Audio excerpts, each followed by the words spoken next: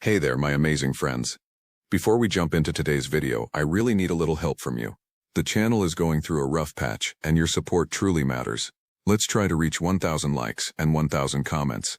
If everyone watching gives just one like and writes a comment, we can make it happen easily. And remember to subscribe if you haven't yet. Alright, let's get started. Thank you so much for being here and supporting me. It means the world. I checked my watch as I stepped out of the ranger station, my first night shift in the Quinault Rainforest, deep in Olympic National Park, and I couldn't shake the feeling that I was walking into something I wasn't ready for. I adjusted my headlamp and clipped the radio to my belt. The weight felt reassuring, solid, like it was the only thing in this whole forest that made sense. Whitcomb had spent 3 weeks training me, walking me through every trail, every checkpoint, every emergency protocol. But he'd also mentioned things in passing that he never explained. Odd phrasing, long pauses, a way of looking at the tree line like he expected it to look back. Just said I'd understand when the time came. The Sentinel Falls Trail stretched out ahead of me, disappearing into the kind of darkness that swallows a headlamp beam whole. November nights in the Quinault got wet and cold fast, and the moss-heavy air already smelled like the underside of a stone. I zipped my jacket to the throat and started walking. My boots sank slightly into the soft trail bed, the sound muffled by decades of fallen needles. Everything here grew on top of everything else: ferns on nurse logs, moss on ferns, silence on top of all of it. The forest felt older than the mountains around it, and bigger than my light could ever prove. Every ranger did night rounds, part of the job. But this felt different somehow. The way a held breath feels different from a normal one. I'd been walking maybe 15 minutes when I saw the light, not my own. Off to my right, low among the trees, a small warm glow swinging gently like it was carried by hand. A lantern. Nobody carried lanterns out here. We issued headlamps and rechargeable flashlights. I stopped and watched it drift between the trunks, unhurried, steady. "Hey," I called. "You need to be on the trail after dark. It's not safe out there." The light didn't waver. It didn't turn toward my voice at all. I swung my headlamp toward it, and for just a second the beam caught the shape of a man. Tall, wearing some kind of long oilskin coat, the kind loggers wore 100 years ago, water beating off the shoulders even though it hadn't rained since noon. He didn't look at me, he didn't stop, he just kept walking, lantern swinging, deeper into the trees. This wasn't right. People got turned around in these woods constantly, but they didn't usually ignore a ranger calling out to them from 30 feet away. And nobody hiked in a 100-year-old logger's coat with an actual flame lantern when battery lights were free at the visitor center. I pushed off the trail after him, ferns slapping wet against my shins. The man moved at an easy, almost lazy pace, but somehow the distance between us never closed. I was younger. I should have gained ground in seconds. Instead, the lantern stayed exactly the same size in the dark, like it was painted onto the air in front of me. "Sir, I need you to stop and talk to me." Nothing. No change in pace, no glance back, nothing. I broke through a stand of young hemlock, boots slipping on wet root, and when I straightened up on the other side, the light was gone. I stopped and swept my headlamp in a slow arc. Nothing but trunks and shadow and the sound of my own breathing, loud in my own ears. "Stand up!" I walked to where I'd last seen him and checked the ground. Soft duff, the kind that holds a print for days. No boot marks, no drag lines, no sign that anything with weight had passed through at all. My radio crackled. "Unit 4, this is base. Status." I keyed the mic, hand not quite steady. "Unit 4 here. I'm off trail near Sentinel Falls, checking on a possible hiker." "Copy. Need backup?" I looked around one more time. The woods felt ordinary again, ferns, moss, the far-off hush of the falls. "Negative. False alarm, I think. Heading back to the trail." "Roger that." I made my way back, retracing my own boot prints in the mud, and told myself it had been a headlamp trick, a reflection, anything but what it had actually looked like. The trail climbed gently through a stretch of old growth, trunks wider than my truck, some of them older than the park itself. Whitcomb had told me during training that a few of these giants predated the towns at the edge of the peninsula. I checked my watch. The sound of falling water grew louder as I got close to Sentinel Falls, and the pool beneath it caught my headlamp like a sheet of black glass. That's when I saw him. A boy, maybe 9 years old, sitting cross-legged on a wet log a few feet off the trail. He wore a thin gray t-shirt, no jacket, no shoes, and his arms were wrapped tight around his knees. He was shaking. I stopped about 10 feet away, the way training told me to. "Hey there, you okay?" He looked up. His eyes were pale, almost colorless in the light, and his cheeks had the sunken look of someone who hadn't eaten properly in longer than a single lost afternoon would explain. "I can't find my mom," he said. His voice was thin, cracked at the edges. "I'm lost." I knelt at a distance, kept my hands visible, kept my voice low and even, the way Whitcomb had drilled into me the very first week. Stay calm, stay non-threatening, never close the gap first. "What's your name, buddy?" "Eli," he said. "Eli Marsh." "Okay, Eli, I'm Ren. I'm a park ranger and I'm going to help you find your mom. Can you tell me where your campsite was?" He shook his head slowly. "We were staying by the river. I woke up and everybody was gone." That didn't sit right. No family camps here without registering, and no family leaves a 9-year-old alone in a rainforest at night. But scared kids got confused. Maybe he'd wandered off from a legal site and lost the trail back. "Do you remember which campground? Graves Creek? July Creek?" "I don't know," he said. "It's dark. Everything looks the same in the dark." I reached for my radio. "I'm gonna call this in, okay? We'll get more people out here to help find your mom and dad." He nodded and pulled his knees in tighter. The shirt really was too thin for the temperature, and his lips had gone the faint blue-gray of real cold. I keyed the radio. "Base, this is Ranger Callahan. I've got a child near Sentinel Falls, roughly 9 years old. Says his name is Eli Marsh." "Copy that, Callahan. Any details on last known location?" "Working on it." I clipped the radio back to my belt and looked at him. He'd stopped shaking, but he was watching me now with a stillness that didn't match a scared 9-year-old at all. Kids fidget. Kids look around for their parents, for a way out, for anything familiar. Eli just watched me, patient, like he had all the time in the world. "How long have you been sitting here, Eli?" "A long time," he said. "I think." Something about the way he said it made the hair rise on my arms, even before I understood why. I kept my distance, the way the rule I didn't know yet would have told me to. "Well, I'm going to give you my jacket in a second, it's okay. Then we're going to figure out where your mom and dad are." He nodded, and I started working the zipper on my ranger coat, cold metal biting my fingers. "Were you camping at one of the registered sites, July Creek, Willoughby?" He shook his head again. "I don't know the name. We just drove until Dad found a spot he liked." That complicated things. People weren't supposed to camp outside the marked sites, but it happened, especially with folks who didn't know the rules or figured one night off the grid wouldn't hurt anybody. "Okay, we'll figure it out." I stood, jacket in hand, and took a step toward him. "Ren." The voice came from behind me, low and even, and I about came out of my skin. Whitcomb stood on the trail a few yards back, headlamp off, hands loose at his sides like he'd been standing there a while. "Put the jacket back on," he said. "Now. There's a kid here, he's freezing, I know what's here." His eyes didn't leave the boy. "Eli, isn't it?" The boy Eli smiled at him. It wasn't a 9-year-old smile. It came a half-second too slow and stretched a half-inch too wide, and for just a moment, under the headlamp glare, his teeth looked wrong. Too many of them, too even, too sharp at the edges. "Hi, Silas," Eli said, and his voice had lost the crack in it entirely. "It's been a while." Whitcomb didn't answer him. He put a hand on my shoulder and pulled me back, slow and steady, like I was a spooked animal he didn't want to startle further. "We're leaving," he said quietly. "Don't run, don't turn your back, just walk." We backed onto the main trail together, and Eli watched us go without moving from the log, without ever unfolding his arms from around his knees. The last thing I saw before the ferns closed the gap between us was his eyes tracking us the whole way, patient as stone. "What was that?" I said. Once we'd put 50 yards between us and the falls, it wasn't really a question. My voice came out flat and strange, like it belonged to someone else.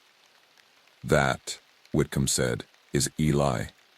And you're never ever supposed to be within 10 feet of him after dark, not close enough to hand him your jacket and not close enough to touch him, not for any reason. He's a kid, he's freezing. He's not a kid. Whitcomb kept walking, didn't slow down, didn't look back toward the falls. Not anymore. Not for a long, long time. We didn't talk the rest of the way back to the junction. My radio hung heavy on my belt, and I found myself checking my watch every few minutes like it might tell me something useful. Whitcomb split off toward the ranger cabin near the trailhead, told me to finish my loop and meet him back at the station before sunrise. I wanted to argue. I wanted him to explain everything right then, standing in the wet dark with my pulse still hammering in my throat. But something in the set of his jaw told me this wasn't the place, and I was too rattled to push. I finished the loop alone. The second half of my patrol took me along Kestrel Ridge, a narrower trail that climbed above the river before dropping back down toward the visitor center. The rain started somewhere around midnight, a fine mist, more than real weather, beating on my jacket and blurring the edge of my headlamp beam. That's when I heard my name. Wren. It came from off the trail, low in the trees, a voice I recognized instantly and couldn't place for a full 3 seconds because it made no sense to be there. Wren, honey, is that you? My grandmother's voice, dead 6 years, the exact cadence she used when I was small, calling me in from the yard before dark. I stopped walking. Every instinct in me wanted to answer, wanted to turn my headlamp toward the sound and go find her, because some part of my brain that didn't care about logic had already decided she was really there. I didn't move. I don't know how long I stood there, rain misting down, that voice calling softly through the trees, patient the way Eli had been patient, like it had all the time in the world to wait me out. It called my name 11 times, I counted, because counting was the only thing that kept me rooted to the trail. On the 12th call, it stopped. I stood in the silence after, breathing hard, and somewhere far off through the trees, something screamed. It was distant, deep in the forest, well off any trail I knew of. A long, tearing shriek that didn't sound quite human and didn't sound quite animal either.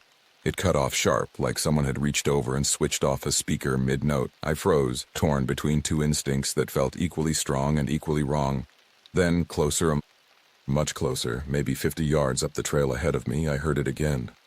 A shorter cry, higher, more obviously frightened, coming from somewhere near the boardwalk section that crossed the wetland. I didn't know which one was real. I didn't know if either of them was.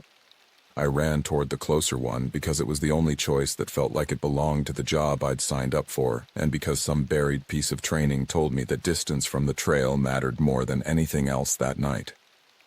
The boardwalk came into view through a gap in the hemlock, slick planks crossing a stretch of black wetland, skunk cabbage, and standing water on either side. My headlamp swept across it once, twice, found nothing. "Hello?" I called. "Ranger service. Is somebody hurt?" No answer. No rustle in the sedge grass, no splash, no footsteps, just the mist settling on the boardwalk rail and the far-off murmur of the river. I walked the length of the boardwalk anyway, checking both sides, and found the wetland exactly as empty as it had sounded quiet a second ago. No broken cattails, no disturbed mud. Whatever had screamed, if anything really had, hadn't left so much as a footprint. My radio crackled. "Unit 4, base. You still with us out there?" I keyed the mic, hand shaking slightly. "Here. Investigated a possible distress call near the wetland boardwalk. Nothing found. Continuing patrol." "Copy that. Careful out there tonight. Fog's rolling in off the coast." I finished the loop in a kind of numb, mechanical focus, watching my own boots more than the trees, counting my steps the way I'd counted my grandmother's voice. By the time the ranger station's porch light came into view through the fog, my watch read 2:47, and I felt like I'd aged a decade since stepping off shift at the falls. Whitcomb was already inside, 2 mugs of coffee steaming on the table, a battered green notebook sitting between them like a third guest at the table. He didn't ask how the rest of my patrol went. He just gestured at the empty chair across from him. "Sit down. Long past time you saw this." I sat. The coffee was bitter and too hot, and I drank it anyway because my hands needed something to hold. "That notebook," I said. "That's what you've been writing in during your shifts." "Some of it's mine." He slid it across the table. The cover was worn soft at the corners, the binding cracked and retaped more than once. "Most of it isn't." Rangers have been adding to this since before I started here. 18 years of handwriting in that book, some of it from people who don't work here anymore. Some of it from people who can't. I opened it. The first page in block letters gone slightly gray with age read, Night Patrol Protocols, Essential Rules for Ranger Safety. Below that, 4 lines, each in the same careful hand. Never follow the man with the lantern off the marked trail, no matter how slow he walks or how close he seems. Never answer a voice that calls your name after midnight, even if you're certain who it belongs to. If you meet the boy who calls himself Eli, keep at least 10 feet of distance. Never touch him, never feed him, never lead him anywhere. Never let him touch you. If you hear crying or screaming near a trail, investigate immediately. If you hear it deep in the forest, off any trail, leave the area and do not look back. I read them twice. My hands had gone cold around the mug. Tonight, I said slowly, I heard 2 screams, one close to the trail, one deep in the woods. And you went toward the close one. It wasn't a question. Yeah. Whitcomb let out a breath I hadn't realized he'd been holding. Good, that's the rule working the way it's supposed to. The close ones are usually real. Somebody genuinely hurt, genuinely off trail, genuinely needing help. The deep ones are bait. They want you walking into the interior at 1 a.m. with no idea how to find your way back out. Nobody who's chased one of those has ever come back the same. Chased it how far in? What happens to them? Different things. Depends what's waiting. He wrapped both hands around his mug and didn't drink. You met Eli tonight. I gave him my jacket. Almost. I know I got there in time, but I won't always be behind you on that trail, so you need to understand exactly what he is before you're out there alone again. He was quiet a moment, choosing words. Best anybody's figured out, Eli's been walking these woods for longer than the parks existed. He looks like a lost kid because that's the single most effective shape there is. Nobody walks past a freezing 9-year-old. Nobody. The ones who get close enough to touch him or give him something or lead him anywhere they don't walk back out. What happens to them? We don't know. We only know what's left behind. Sometimes a jacket folded neat on a log, nobody in it. Sometimes nothing at all. The coffee had gone lukewarm in my hands, and I drank it anyway, needing the bitterness to feel like something normal. The voice, I said. It sounded exactly like my grandmother, word for word, the way she used to call me in for dinner. How does it know that? Nobody knows how they learn what they learn. But they learn it, and they use it. And it's always somebody you'd want to walk toward, a parent, a partner, a kid you thought you lost. He turned the notebook toward himself, flipped several pages in, and turned it back around. Page 11. Read that one. The handwriting was rounder, newer ink than the front page. It read, Heard my late husband tonight near Kestrel Ridge, calling my name the exact way he used to when I'd fallen asleep in the recliner. Same rasp in his voice from the smoking. Same little laugh at the end. Rule 2 kept my feet on the trail. Called for almost 2 hours before it gave up. I don't know how it knew about the laugh. R. Aldous, 2019. I closed the notebook slowly, like it might bite. You've heard it too, I said. Not just me. Everybody who's worked this station long enough hears it eventually. Mine sounded like my daughter. She's 31, lives in Tacoma, hasn't called me in months over some argument I don't even remember starting. And there it was, out in the trees at 1 a.m, using her exact voice from when she was 7 years old, asking me to come find her because she was scared of the dark. He said it flat, without much inflection, the way you talk about something you've had a long time to make peace with. I stood there for 40 minutes. Didn't move. Went home the next morning and called her for real, just to hear it was actually her voice on the other end. I didn't know what to say to that, so I didn't say anything. You asked me during training why I never explained the incidents, Whitcomb said after a while. This is why you can hand somebody a stack of rules on day 1 and they'll nod along and forget half of it by the second week because none of it feels real yet. But you make them live through one first and then hand them the rules they remember every word. That's a hell of a way to train somebody. It's the only way that's ever worked. He tapped the notebook. The man with the lantern. You saw him tonight too, didn't you? Before Eli. Off the trail, near the falls, he didn't answer when I called out. I chased him and he just Stayed the same distance away no matter how fast I moved, then he was gone. That's him behaving exactly the way he always does. He walks, he never runs, never stops, never turns to look at whoever's following. People who lose the trail chasing him usually find their way back eventually, shaken up, a few hours later than they meant to be. It's the ones who catch up that don't come home. Whitcomb's jaw tightened. We had a ranger here, name of Corwin Bishop, worked this station almost 2 years before you.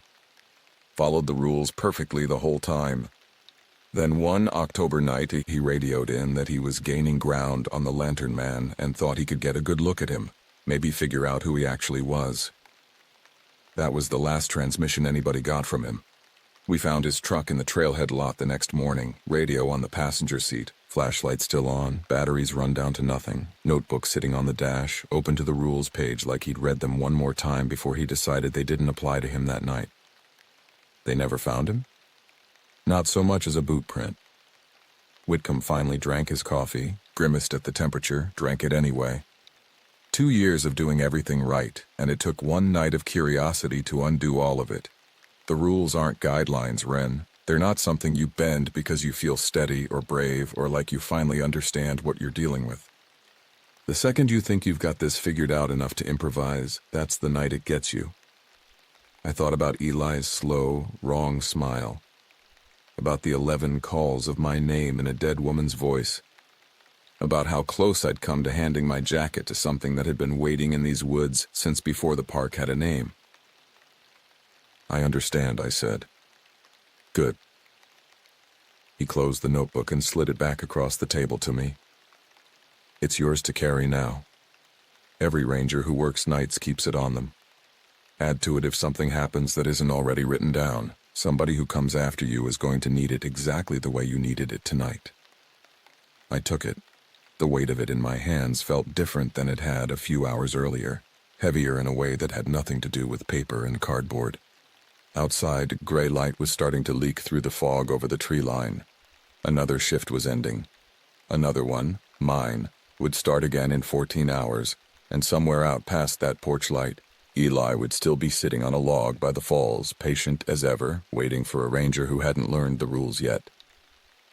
I finished my coffee and stood up, notebook tucked against my chest, and walked out into the wet gray morning to drive home and try, for a few hours, to sleep. 3 weeks passed before anything happened again. I worked 12 night shifts in that stretch, mostly quiet ones. A couple of lost day hikers who'd misjudged how fast dark fell under the canopy. A black bear rooting through an unsecured cooler at Graves Creek, the ordinary business of a park that mostly behaved itself. I started to relax in a way Whitcomb warned me not to. The quiet ones are the dangerous ones, he told me during a shift change, handing off the radio. You get comfortable, you start thinking the rules were for somebody else's bad luck. Then one night, it isn't. I didn't fully believe him until the 4th week, on a patrol along the river trail below Sentinel Falls. It was close to 1 in the morning, clear for once, stars visible in the gaps between the canopy. I'd fallen into an easy rhythm, headlamp low, half my attention on the trail, and half of it drifting toward the 6 hours of sleep waiting for me at the end of shift. That's when I heard the crying. Close. Real close. Maybe 15 feet off the trail, coming from a stand of vine maple near the riverbank. A woman's voice, ragged. The kind of crying that comes after something has already gone badly wrong. Rule 4, crying near the trail. Investigate immediately.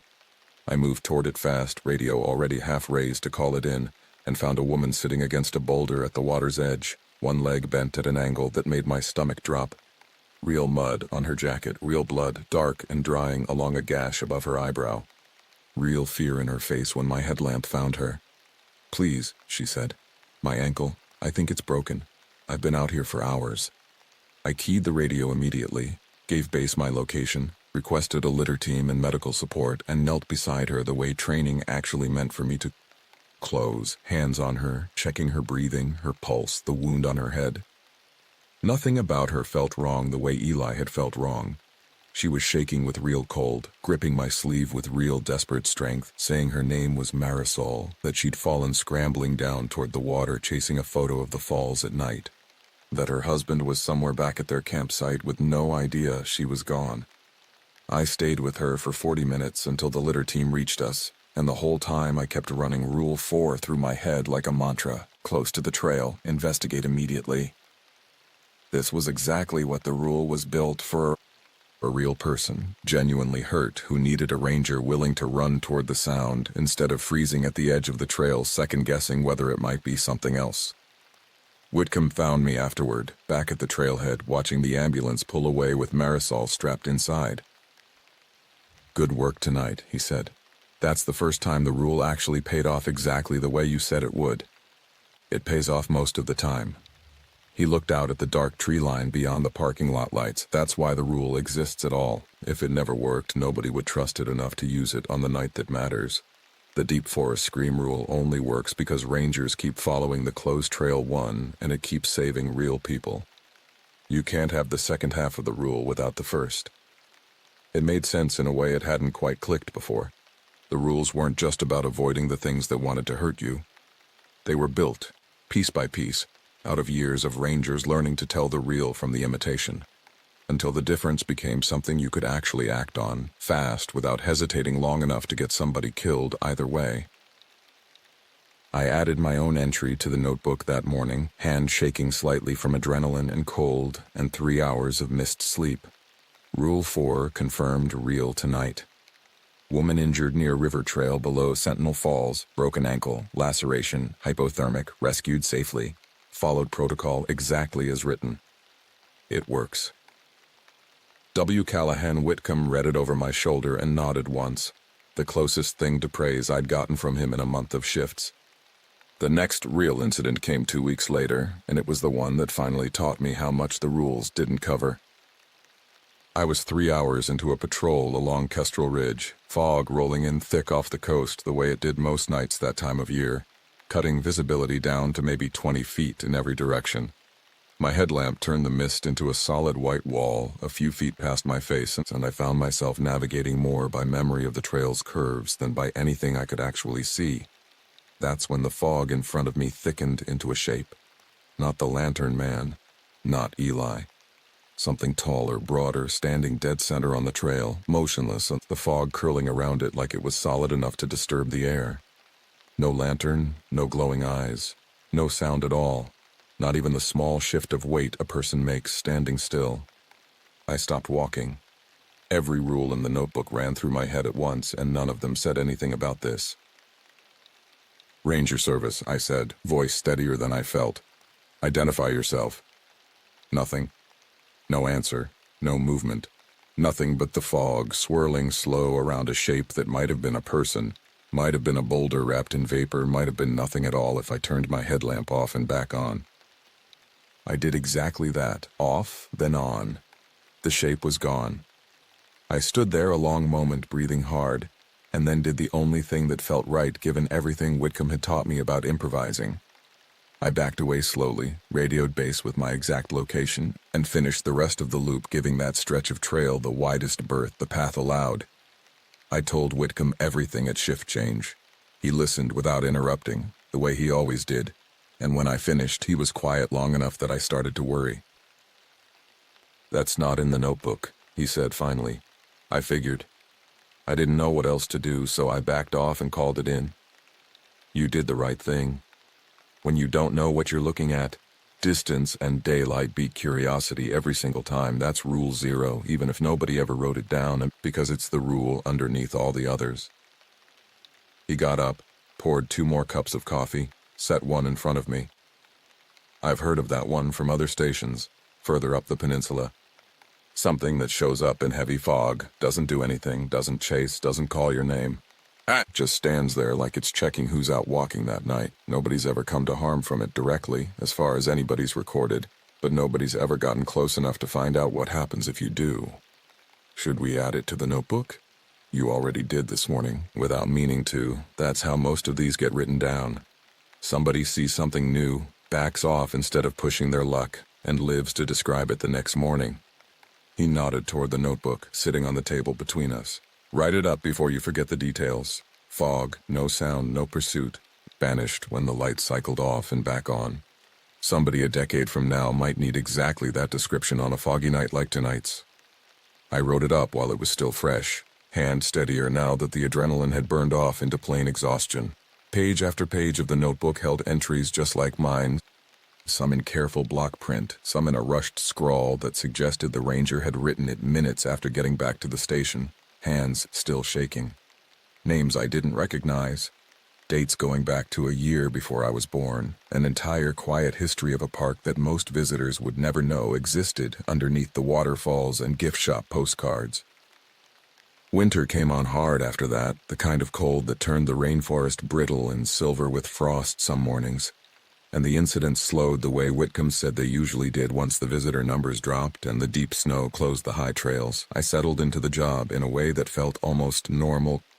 Quiet 12-hour shifts, the occasional lost hiker, coffee with Whitcomb at sunrise while we traded notes on nothing in particular.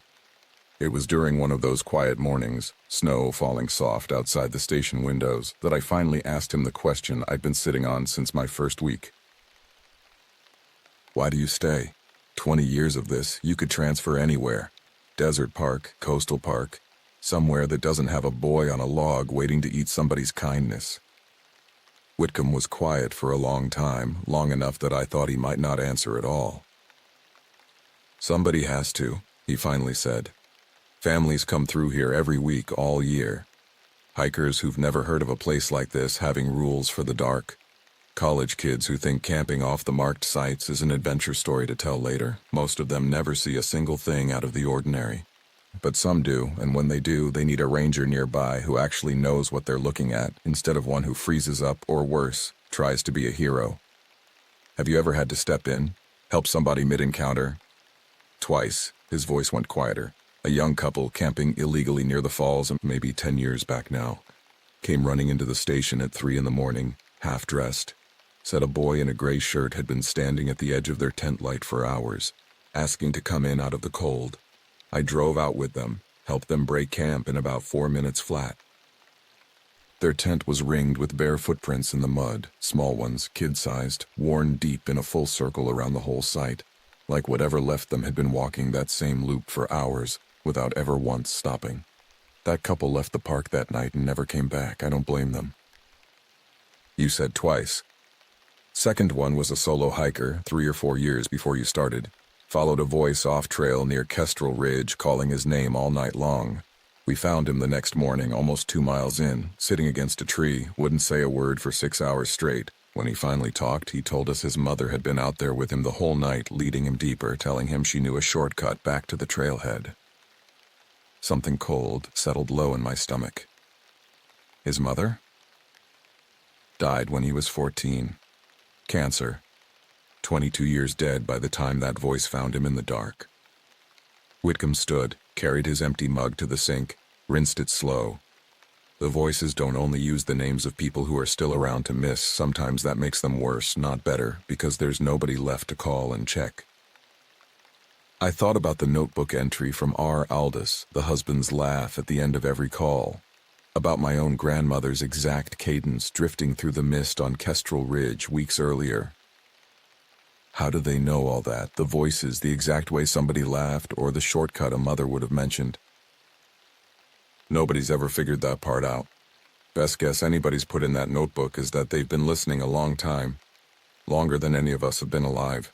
They collect what they need, and they use it exactly when it'll work best. He dried the mug and set it in the rack. That's the part that should scare you more than the screaming or the lantern ever will. It's not random. It's patient. I didn't sleep well that morning, driving home through the snow with those words rattling around in my head, patient, patient, patient. The same word I kept coming back to every time I thought about Eli's stillness on that log, or the 11 unhurried calls of my name through the fog. The real test came in February, on a night I'd remember in exact detail for the rest of my life. It started ordinary enough. 10 p.m., clear cold sky, snow crunching under my boots along the river trail.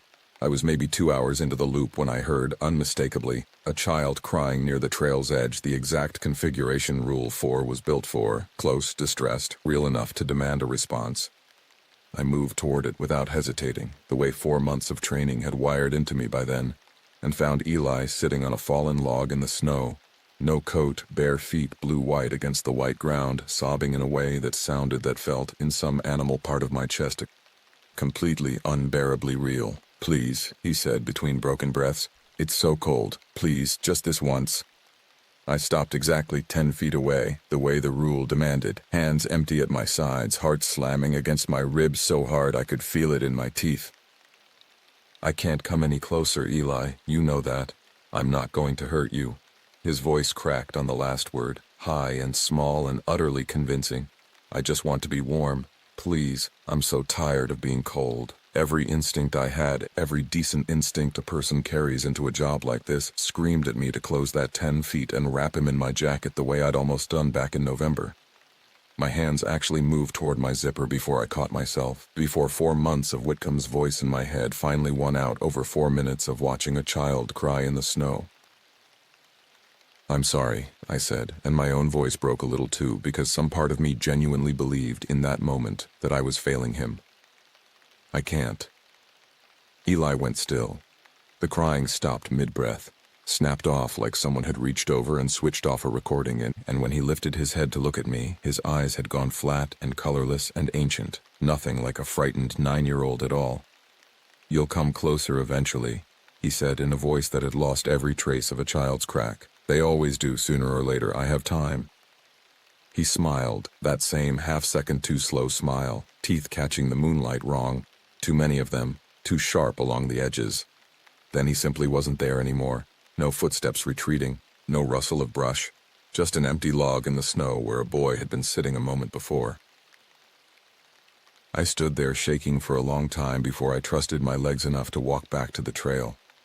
I radioed it in with a voice I barely recognized as my own, finished the loop on autopilot, and didn't fully stop shaking until I was sitting across from Whitcomb at the station table 2 hours later, coffee going cold in my hands.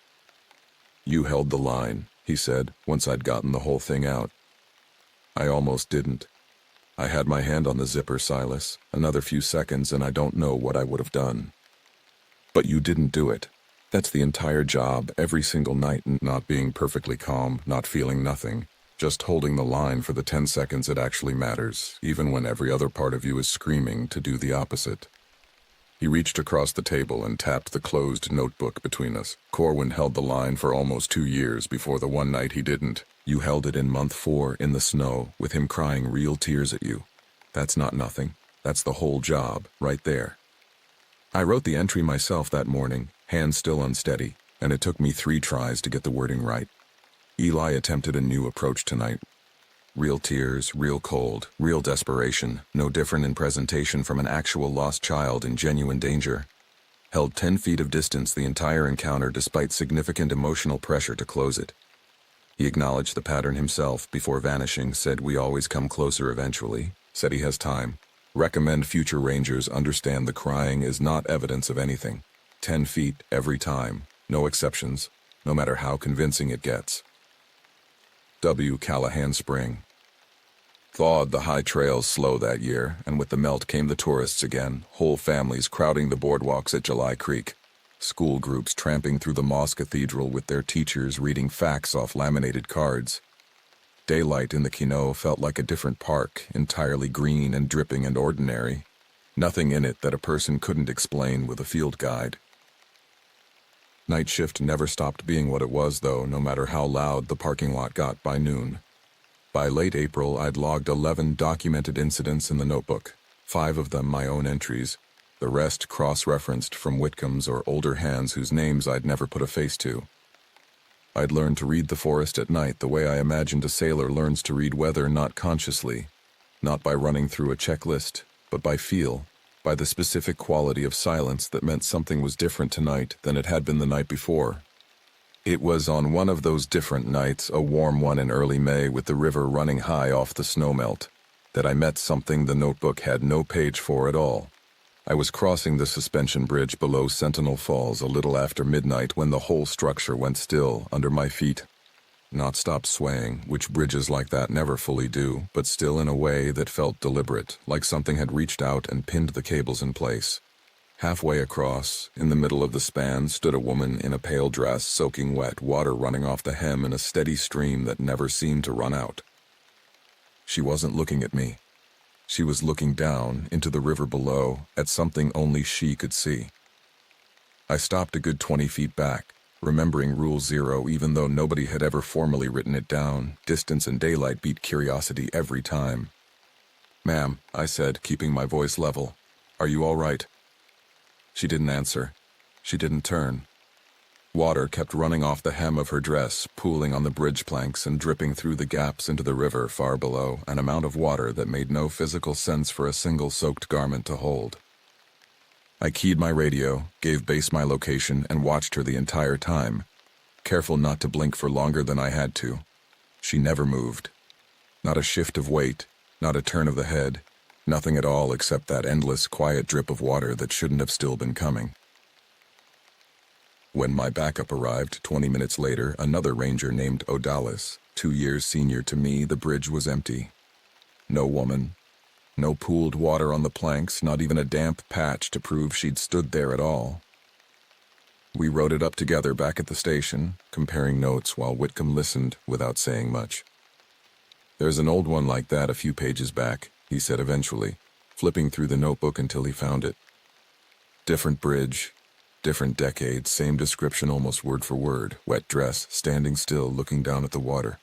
Whoever wrote that entry theorized she might be tied to a drowning somewhere upriver, decades back, before the park even had a name. Nobody's ever confirmed it. Nobody's ever gotten close enough to ask. Is she dangerous? Don't know. Every account says the same thing. She doesn't move, doesn't speak, doesn't chase. The only actual danger anybody's recorded is rangers losing their footing trying to get a better look, which is its own kind of lesson." He closed the notebook. "Add what you saw tonight. The next ranger who crosses that bridge at midnight and finds her standing there needs to know somebody else saw the exact same thing and walked away fine." I added it, my hand steadier this time than it had been in November, steadier even than it had been with Eli in the snow. Something about seeing my own experience slot in next to a dozen others, spanning decades, made the whole thing feel less like a personal haunting and more like a shared survivable body of knowledge. The way any dangerous job accumulates its own hard-won rules, whether it's structure fires or avalanche country, or a rainforest that had apparently always kept more company after dark than the maps admitted to. By midsummer, I'd stopped flinching at unexpected sounds in the trees. I'd stopped needing Whitcomb standing behind me to hold the line with Eli, though I still gave him the full 10 feet, every single time, no exceptions. I'd learned the particular hush that meant fog was about to bring the standing shape with it, and the different hush that meant nothing at all was wrong, just an owl settling or a branch letting go of a season's worth of rain. Whitcomb started talking about retirement that August, quiet mentions over coffee that grew less quiet as the months went on. 22 years on the night shift, he said, was more than most people gave to any job, let alone one like this. "Who trains the next one?" I asked him, one gray September morning with the light just starting to come up gold through the station windows. "You do," he said, like it was obvious, like he'd decided it a long time before he ever said it out loud. "Same as I trained you. 3 weeks of trails and protocols and nothing about what's actually out there because nobody really believes it until they've lived through the first one themselves. Then you hand them the notebook and let them read 4 months of your own handwriting until it feels as real to them as it does to you. That seems cruel. It's the only version of this training that's ever actually kept somebody alive long enough to write in that book themselves." He nodded toward it, sitting between us on the table, worn soft now at every corner, fatter by a good third from all the pages we'd added between us that year. "You'll understand exactly why, the first night your trainee comes stumbling back through that door white as a sheet, swearing they just watched a lantern walk through solid trees. You'll know exactly what to say to them, because somebody said it to you first." I thought about that a long time after he left that morning, about the strange inheritance of it, a job passed hand to hand, not through paperwork or certification, but through nights survived and rules trusted at exactly the moment trust mattered most. Corwin Bishop's truck, radio on the seat, notebook open to a page he'd apparently decided didn't apply to him one night in October. My own hand halfway to a zipper in the February snow before 4 months of somebody else's hard-earned caution pulled me back from the edge of it. The rules weren't superstition dressed up as procedure. They were a record written in a dozen different hands across nearly 2 decades of exactly how close a person could get to curiosity before curiosity stopped being survivable. Whitcomb worked his last night shift the second week of October. Almost exactly a year after my own first one, I rode along with him unofficially, both of us knowing it was less about backup and more about closing a loop neither of us said out loud. The forest gave him a quiet send-off. No lantern that night, no crying near the falls, no voice in the fog calling a name that wasn't mine to answer. Just the ordinary hush of an old rainforest doing what it always did, indifferent to the fact that a man who'd walked its trails after dark for 22 years wouldn't be walking them again.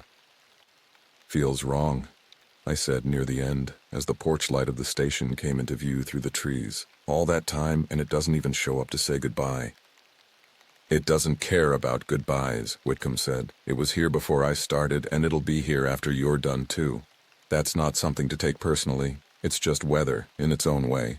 You don't expect a storm to notice when you retire." He handed me the notebook formally that morning, in front of the whole small night crew gathered for his last coffee at the station table, a strange little ceremony that felt both silly and exactly right at the same time. "It's heavier than it used to be," I said, weighing it in my hand. 2 more names had been added to the cover's inside flap since the day he'd first slid it across the table to me. Mine and Odalis's, who'd been quietly filling pages of her own that year. "It'll be heavier still by the time you hand it off," Whitcomb said. "That's the job working the way it's supposed to. Every ranger who survives long enough to matter adds a little more weight to it, so the next one carries a little more certainty into their first bad night than we did into ours." He left the park a week later, moved to a coastal town 2 hours south where, as far as I know, the only thing that calls his name after midnight is the tide. My own trainee started that November a quiet, sharp-eyed woman named Priya Deshmukh, 3 years out of a wildlife biology program, hungry for exactly the kind of job I'd been hungry for at her age. I ran her through 3 weeks of trails and protocols the same way Whitcomb had run me, mentioned the incidents in the same vague, unsettling half-sentences, told her she'd understand when the time came, and watched her nod along the way I had, not quite believing any of it yet. Her first real encounter came on her 9th solo patrol, an easy December night with the ground already crusted white from an early cold snap. She came back through the station door a little after 2 in the morning, face bone white under the fluorescent lights, hands shaking so badly she could barely get her radio unclipped from her belt. "There was a boy," she said, "on a log near the falls. No shoes. He said he was lost. He said his mom—" "Sit down," I told her, already pouring coffee. Already sliding the notebook across the table the way it had been slid across to me a year earlier, in almost the exact same chair, on almost the exact same kind of cold night. "It's called Eli. You're going to want to hear everything I know about him, and then I'm going to want you to read 4 months of entries from rangers who met him before either one of us ever did." I watched something shift in her face as she opened the front cover and read the 4 rules for the first time with real understanding behind them. Instead of the polite, disbelieving nod she'd given them during training week, the exact shift I imagined must have crossed my own face right there at that same table, 1 year and 1 lifetime ago. "You held 10 feet the whole time?"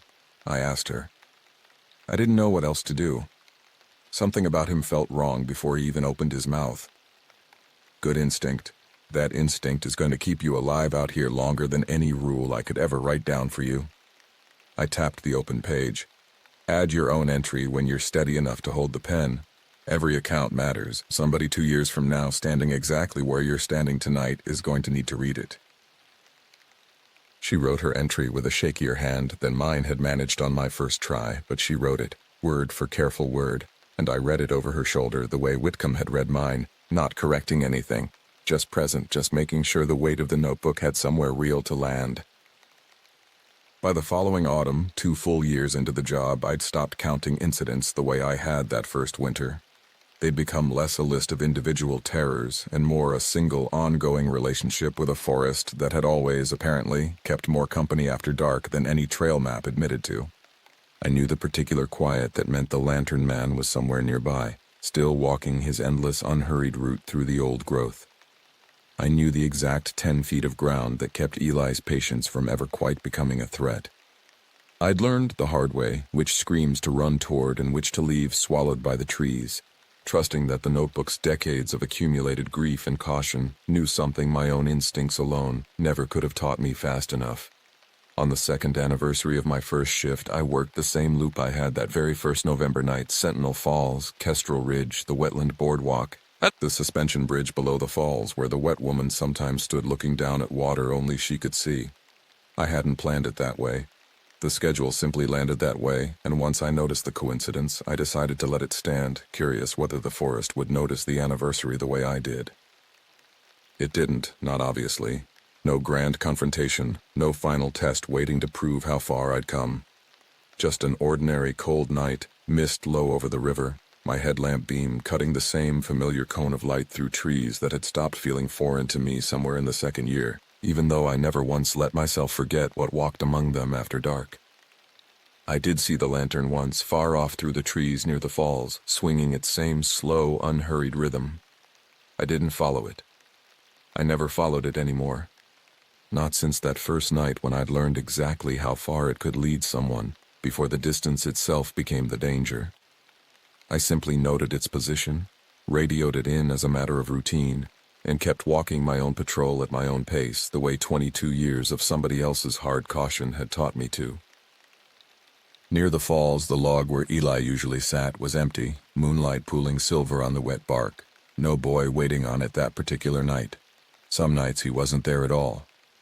Whitcomb used to say nobody knew why, whether he rested or hunted elsewhere or simply chose his moments with more calculation than anybody gave him credit for. I'd stopped trying to guess. I just kept the 10 feet in my head as a permanent measurement, ready whenever he decided to be there again. I finished the loop a little after 3, boots crunching on frost-stiffened needles, breath fogging in front of my headlamp beam. Back at the station, Priya had coffee already going. 2 mugs waiting on the table the way Whitcomb used to have them waiting for me. And for a moment, the whole shape of the job felt less like a burden passed down and more like a long, quiet relay. One ranger after another, carrying the same notebook a little further down a trail that never quite ended. "Anything tonight?" she asked. Lantern, far off, no Eli. Standard night. I sat down across from her, the notebook heavier in my jacket pocket than it had been even a year before. 3 more entries added since summer, 2 of them mine, 1 of them hers. "How was your side of the loop?" "Quiet. I keep waiting for it to feel normal. It never quite does." "It's not supposed to," I told her, echoing words I hadn't fully understood myself until I'd lived a full year inside them. The day it feels normal is the day you stop being careful enough to survive it. Whitcomb used to say the fear is doing its job as long as it's pointed the right direction at the actual danger, not at every shadow in the whole forest. She nodded slowly, turning her mug in both hands, and I recognized the particular quality of her silence because I remembered carrying that exact silence myself, driving home in gray dawn light after my own first real encounters, turning them over and over, trying to find the shape of a job I hadn't known I was signing up for. I finished my coffee and stood, notebook returning to its place against my chest, tucked into the inner pocket where it had ridden through 2 years of night shifts, through snow and fog, and one bad February night with a boy crying real tears in the cold. 14 hours until my next shift. 14 hours to sleep, to eat something that wasn't a gas station sandwich, to sit in ordinary daylight and let the ordinary parts of my life feel real again before the trail called me back. The forest would still be exactly what it had always been when I returned, patient, ancient, keeping its own private company after the last daylight hiker left the boardwalk and the visitor center locked its doors. The lantern man would still be walking his endless, unhurried route through the old growth. Eli would still be waiting on some log or boulder, ready to try crying real tears at the next ranger unlucky or unprepared enough to close the distance. The wet woman would still stand at the center of the bridge, looking down at whatever it was she'd been looking for since long before the park existed at all, and somewhere in the deep interior, off every marked trail, something would still be screaming on the nights it wanted a ranger foolish enough to come find out why. But I had the rules now. 4 lines in careful block letters, expanded across 2 decades and dozens of hands into a notebook thick enough to feel like real weight against my chest, real proof that the job could be survived.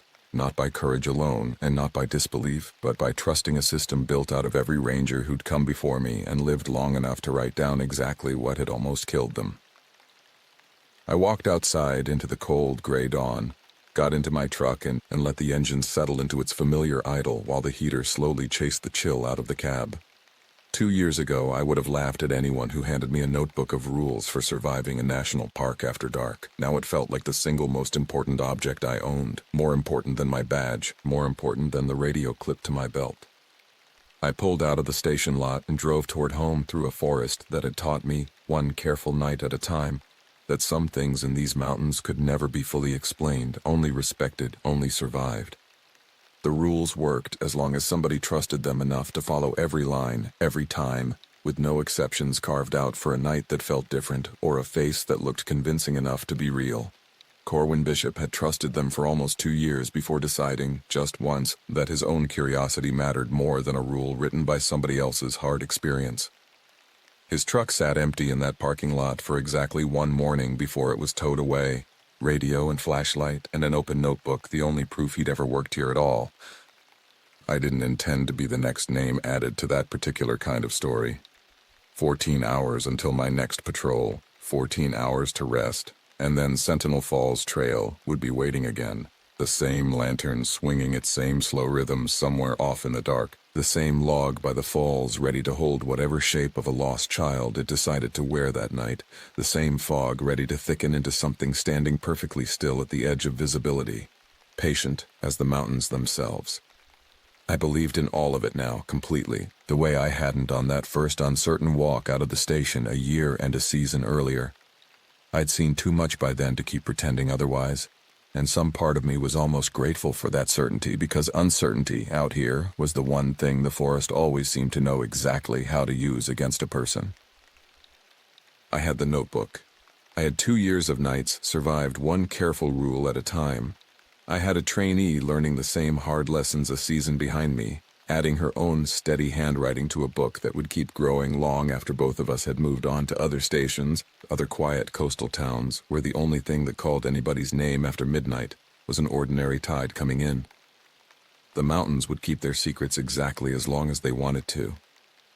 But I understood now, in a way 3 weeks of daylight training could never have taught me, what this job actually required beyond wilderness skills and radio protocols. It required trusting rules written by people who had faced the same patient, ancient things, and lived long enough to write them down. It required holding a line 10 feet wide against your own decent instincts on the one night those instincts would have gotten you killed. It required believing fully and without irony in things that would sound like nonsense to anyone who hadn't spent a year walking these trails after dark. I drove the rest of the way home with the notebook riding against my chest, a reminder of everything 2 years of night shifts had taught me, and everything I still had left to learn, one careful patrol at a time, for as long as I chose to keep working these mountains after the sun went down. There was one more encounter, in the spring of that second year, that I hadn't written up until now, mostly because I still didn't fully understand what I'd seen, and Whitcomb had taught me that half-understood things were sometimes more dangerous to commit to paper than to simply carry quietly until the pattern made sense. It happened on a warm April night, the kind where the rainforest steams faintly after a hot afternoon, mist rising off the moss in slow curling ribbons that caught the headlamp beam and made the whole trail look underwater. I was alone on the river trail, a little past midnight, when I came across a section of boardwalk I knew for a fact hadn't been there the week before. New planks, pale and unweathered, laid in a neat line that curved off the established trail and disappeared into a stand of old cedar, too dense for any construction crew to have reasonably built through in a single week, let alone without a single radio mention of the work reaching the station. I stood at the edge of it a long moment, headlamp tracing the boards as far as the beam would carry, which was further than it should have been able to reach. The planks seemed to go on past where the trees should have blocked the light entirely, curving gently out of sight into a part of the forest that wasn't on any map I'd studied in 3 weeks of training. I didn't step onto it. Rule 0, unwritten, but understood by every ranger who'd survived long enough to matter. Distance and daylight beat curiosity every time, and nothing about a trail that materialized overnight, leading somewhere the maps didn't account for, deserved anything but distance. I photographed it from where I stood, radioed the coordinates to base, and finished my patrol on the established trail, giving that stretch of boardwalk the same wide berth I'd learned to give the standing shape in heavy fog. When I mentioned it to Whitcomb at shift change, something shifted behind his eyes that I'd only seen once before, the morning he told me about his daughter's voice calling him off the ridge. "You didn't walk it," he said. Not quite a question. "No." "Good." He was quiet a moment, staring at nothing in particular. "There's an entry early in the book, from before my time even. A ranger named Okafor wrote about something similar, a trail that shouldn't exist, appearing overnight, always curving just out of sight before you could tell where it actually led. He noted the same thing you did, that his light seemed to reach further down it than physics should have allowed. Did he walk it?" "No." He wrote one line at the bottom of the entry that stuck with me for years. Said he had the strong impression, standing at the edge of it, that the trail was built specifically to be walked by someone, and that once a person committed to the first 10 steps, there wouldn't be a way to uncommit. Whitcomb closed his eyes briefly, the way he did when a memory cost him something to revisit.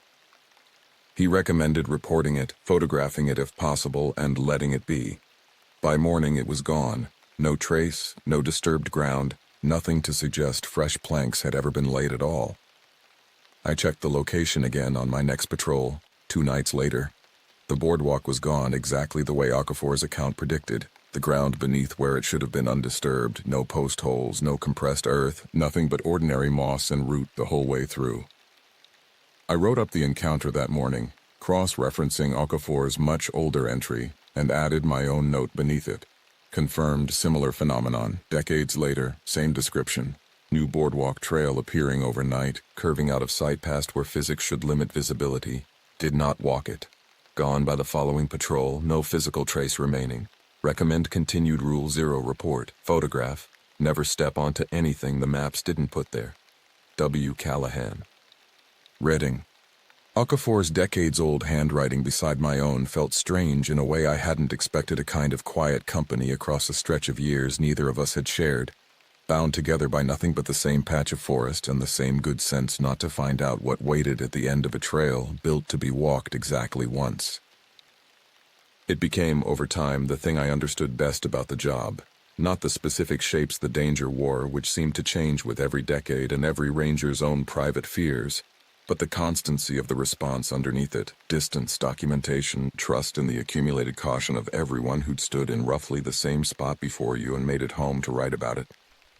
The forest kept inventing new ways to test that trust, and the notebook kept absorbing each new test into its accumulating weight, until a ranger, with 2 years of nights behind them, could face something entirely unfamiliar, and still know, in their bones, exactly how to hold the line against it. I think about Corwin Bishop sometimes, on the quiet nights, more than I probably should. 2 years of holding every line perfectly, every single time, and one night of deciding his own judgment mattered more than a stranger's handwriting in an old notebook. I understand the impulse better now than I did that first November, standing in the dark with Eli's slow, wrong smile aimed at me from 10 feet away. There's a particular kind of confidence that builds up over enough survived nights, a feeling that you've finally learned the shape of the danger well enough to improvise around it. That confidence is exactly what the forest seems to wait for, patient as it's always been, ready to offer one more convincing face at the one moment a person's guard finally slips. I don't intend to let mine slip. Not this season, not the one after, not for as long as I keep driving out to this station in the gray hour before dawn. Notebook riding heavy and familiar against my chest, ready for whatever new shape the old growth decides to test me with next. Priya asked me once, not long after her own first encounter with Eli, whether it ever stopped being frightening. I told her the truth, the same truth Whitcomb had given me almost word for word a year earlier. No, and she shouldn't want it to. The fear was doing exactly the job it was supposed to do as long as it stayed pointed at the right things, and the rules existed precisely so that fear never had to make a split-second decision alone. Rule 2 meant she didn't have to decide in the space of a single heartbeat. Whether a beloved voice calling through the fog was worth the risk, the decision had already been made for her years earlier by rangers who'd learned the hard way what that risk actually cost. I still keep the notebook in the same inner jacket pocket, riding close against my chest through every shift. Heavier now than the day Whitcomb first handed it across the station table. Priya has started her own habit of adding to it in a careful, deliberate hand, the same way I once watched my own handwriting shift from shaky and rush to something steadier. Something that read less like a survivor's confession and more like a colleague's warning, written for a stranger she'd never meet but trusted enough to help anyway. Some nights the forest gives us nothing at all, 12 quiet hours of ordinary trail, ordinary wildlife, ordinary tired feet by the time the porch light comes back into view. I've learned not to mistake those quiet nights for safety, exactly the way Whitcomb warned me not to during my very first month. The quiet nights are simply the forest choosing not to test anyone that particular evening, patient enough to wait for a night that suits it better. Other nights it tests everyone at once, the way it did during a long stretch that October when Priya and I both logged separate incidents on the same shift for the first time.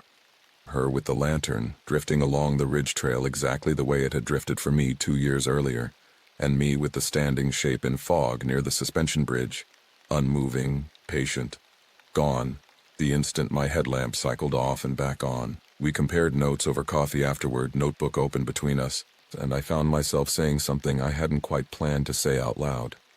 It doesn't get easier. It gets more familiar. Those aren't the same thing.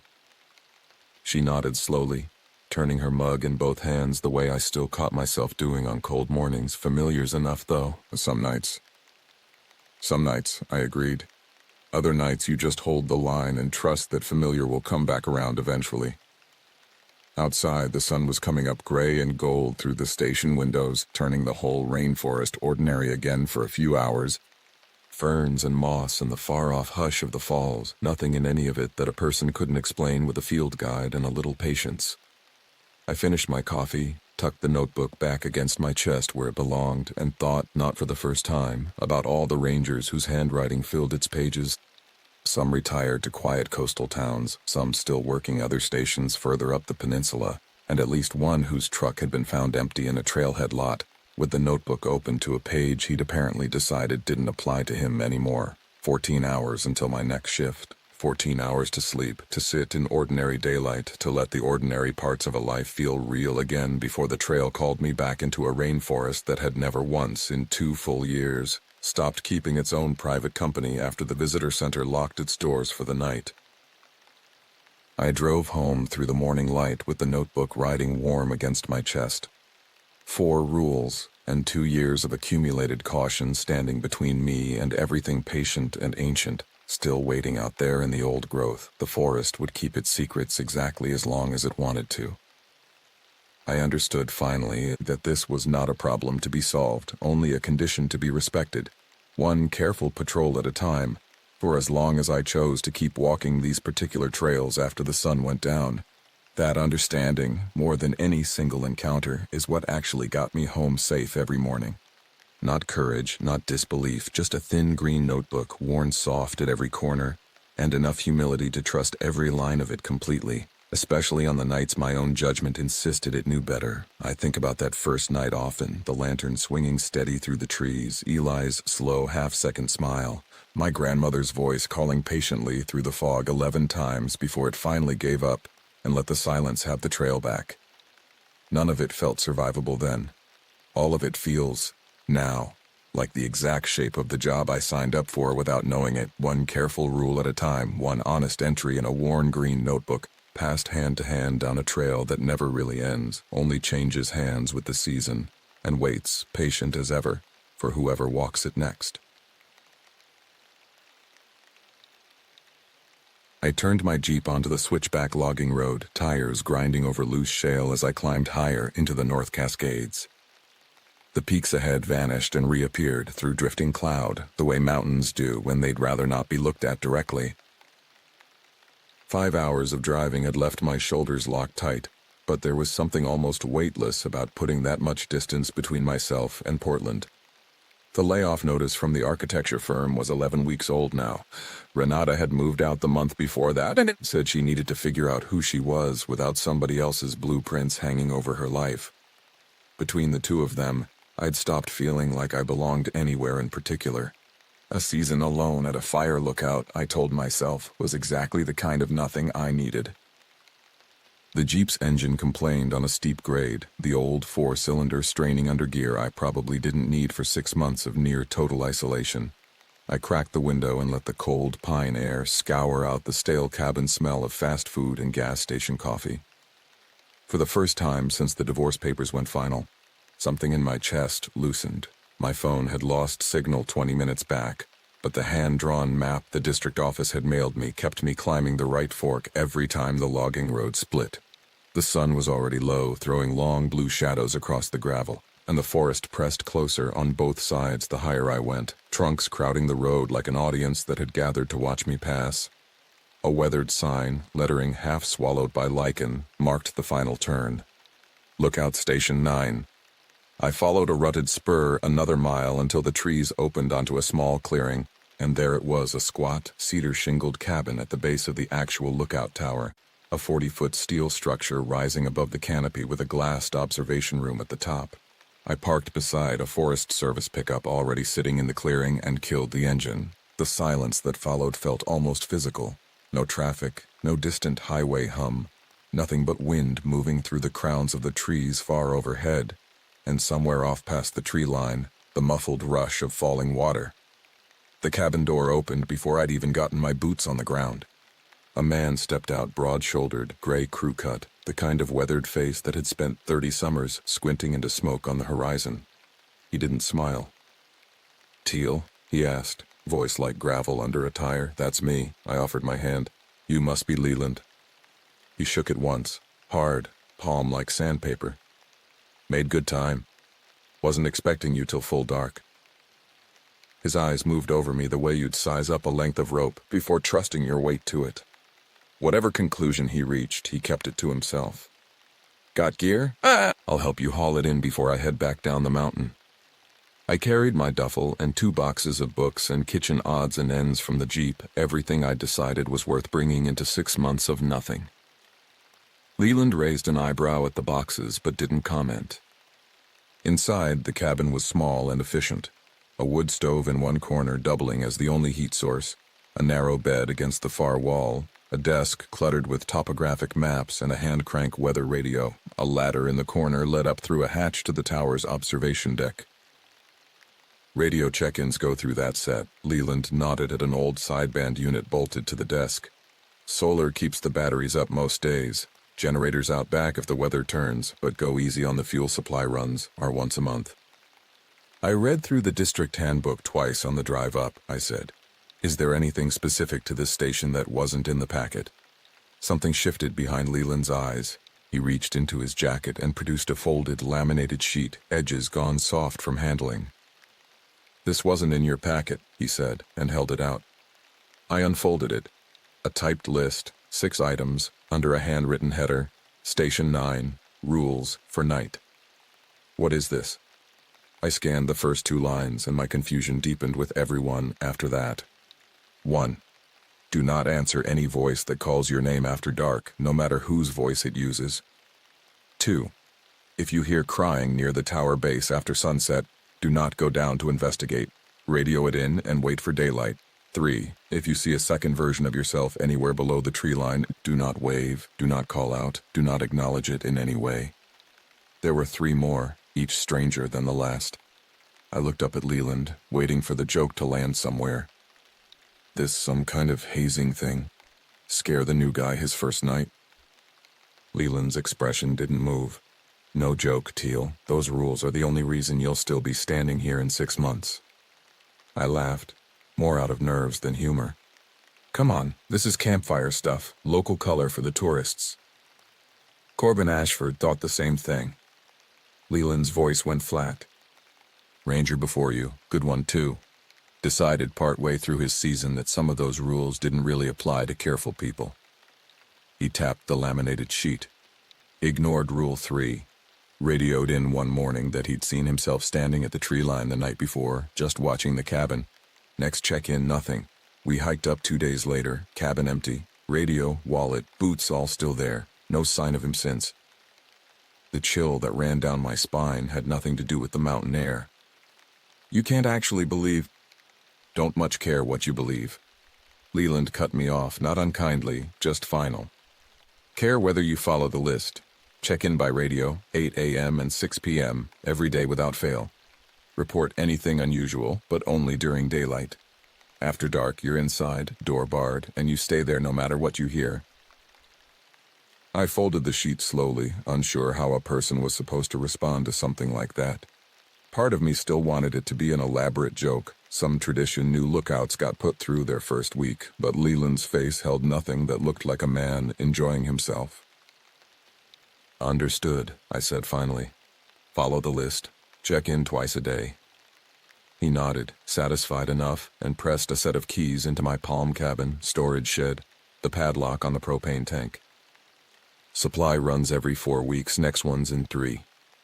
He turned toward the door, then paused with his hand on the frame. One more thing.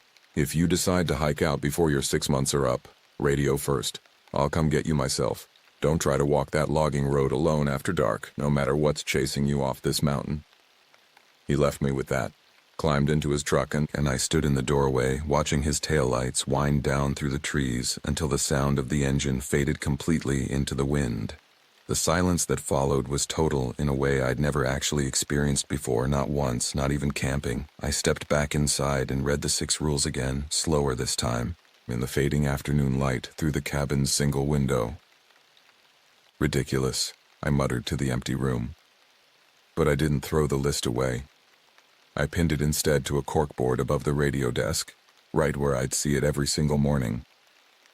I spent the rest of the afternoon unpacking clothes into the single dresser drawer, books stacked on a shelf beside the bed, my laptop on the desk, even though Leland had warned there'd be nothing up here worth connecting it to. The kitchen shelves were already stocked with the basics: rice, canned beans, coffee, a case of bottled water for the weeks the cistern ran low. I made a simple dinner and ate it at the small table by the window, watching the light drain out of the forest in long violet stages. By full dark, the woods outside had transformed completely.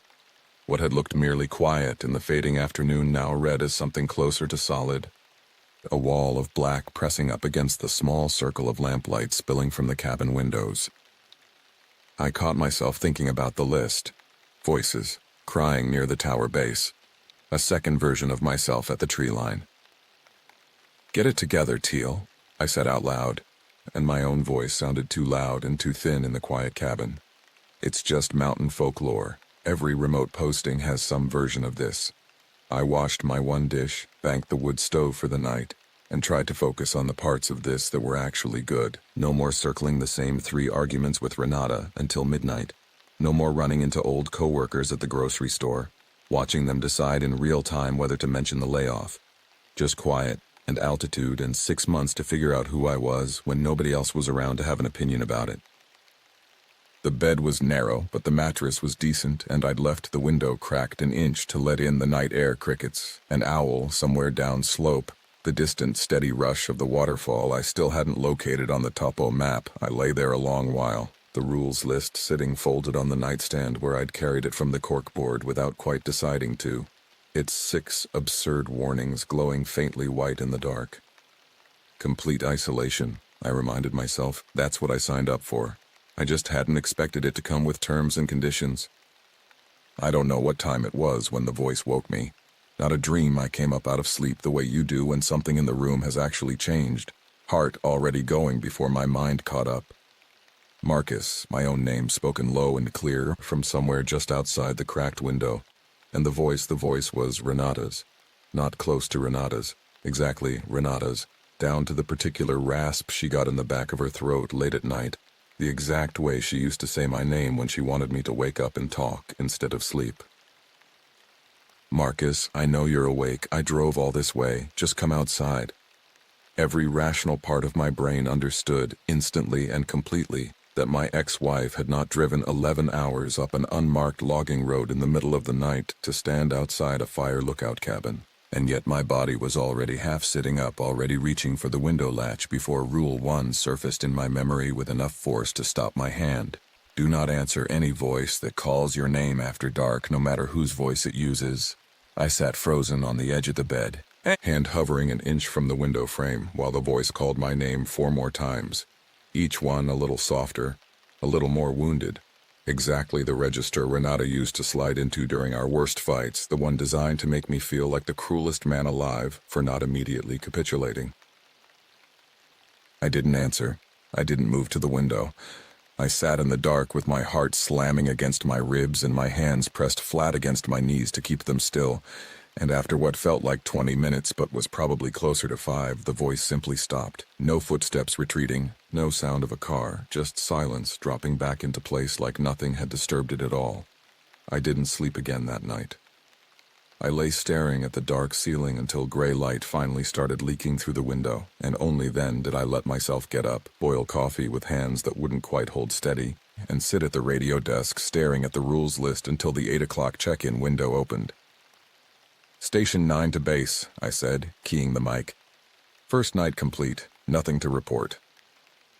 I don't know why I lied. Some instinct told me that admitting what I'd actually heard on the radio, on a channel other people might be listening to, would make it more real than I could handle it being yet. "Copy Station 9, a bored voice crackled back. "Have a good one." The days, at least, were exactly what I'd hoped for. I spent my mornings climbing the tower ladder to the observation deck, logging smoke reports, learning to read the particular blue haze of a controlled burn versus the darker column of something that actually needed a response radioed in. Afternoons, I hiked the marked trails within a mile of the station, cataloging deadfall, checking the rain gauge, letting the sheer physical size of the mountains scale my problems back down to something manageable. By the second week, I'd stopped flinching every time a branch cracked in the wind. Nights were a different country entirely.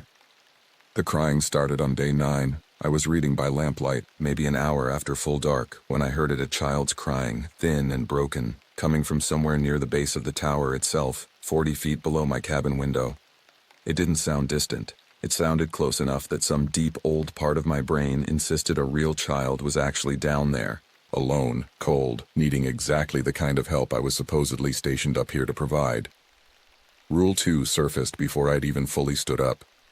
Do not go down to investigate. Radio it in and wait for daylight. I stood at the window instead, hand braced on the frame, and watched the dark tree line while the crying went on, rising and falling in a rhythm that felt, the longer I listened, less like actual grief and more like something rehearsing grief from a description rather than a memory. I keyed the radio with a shaking hand.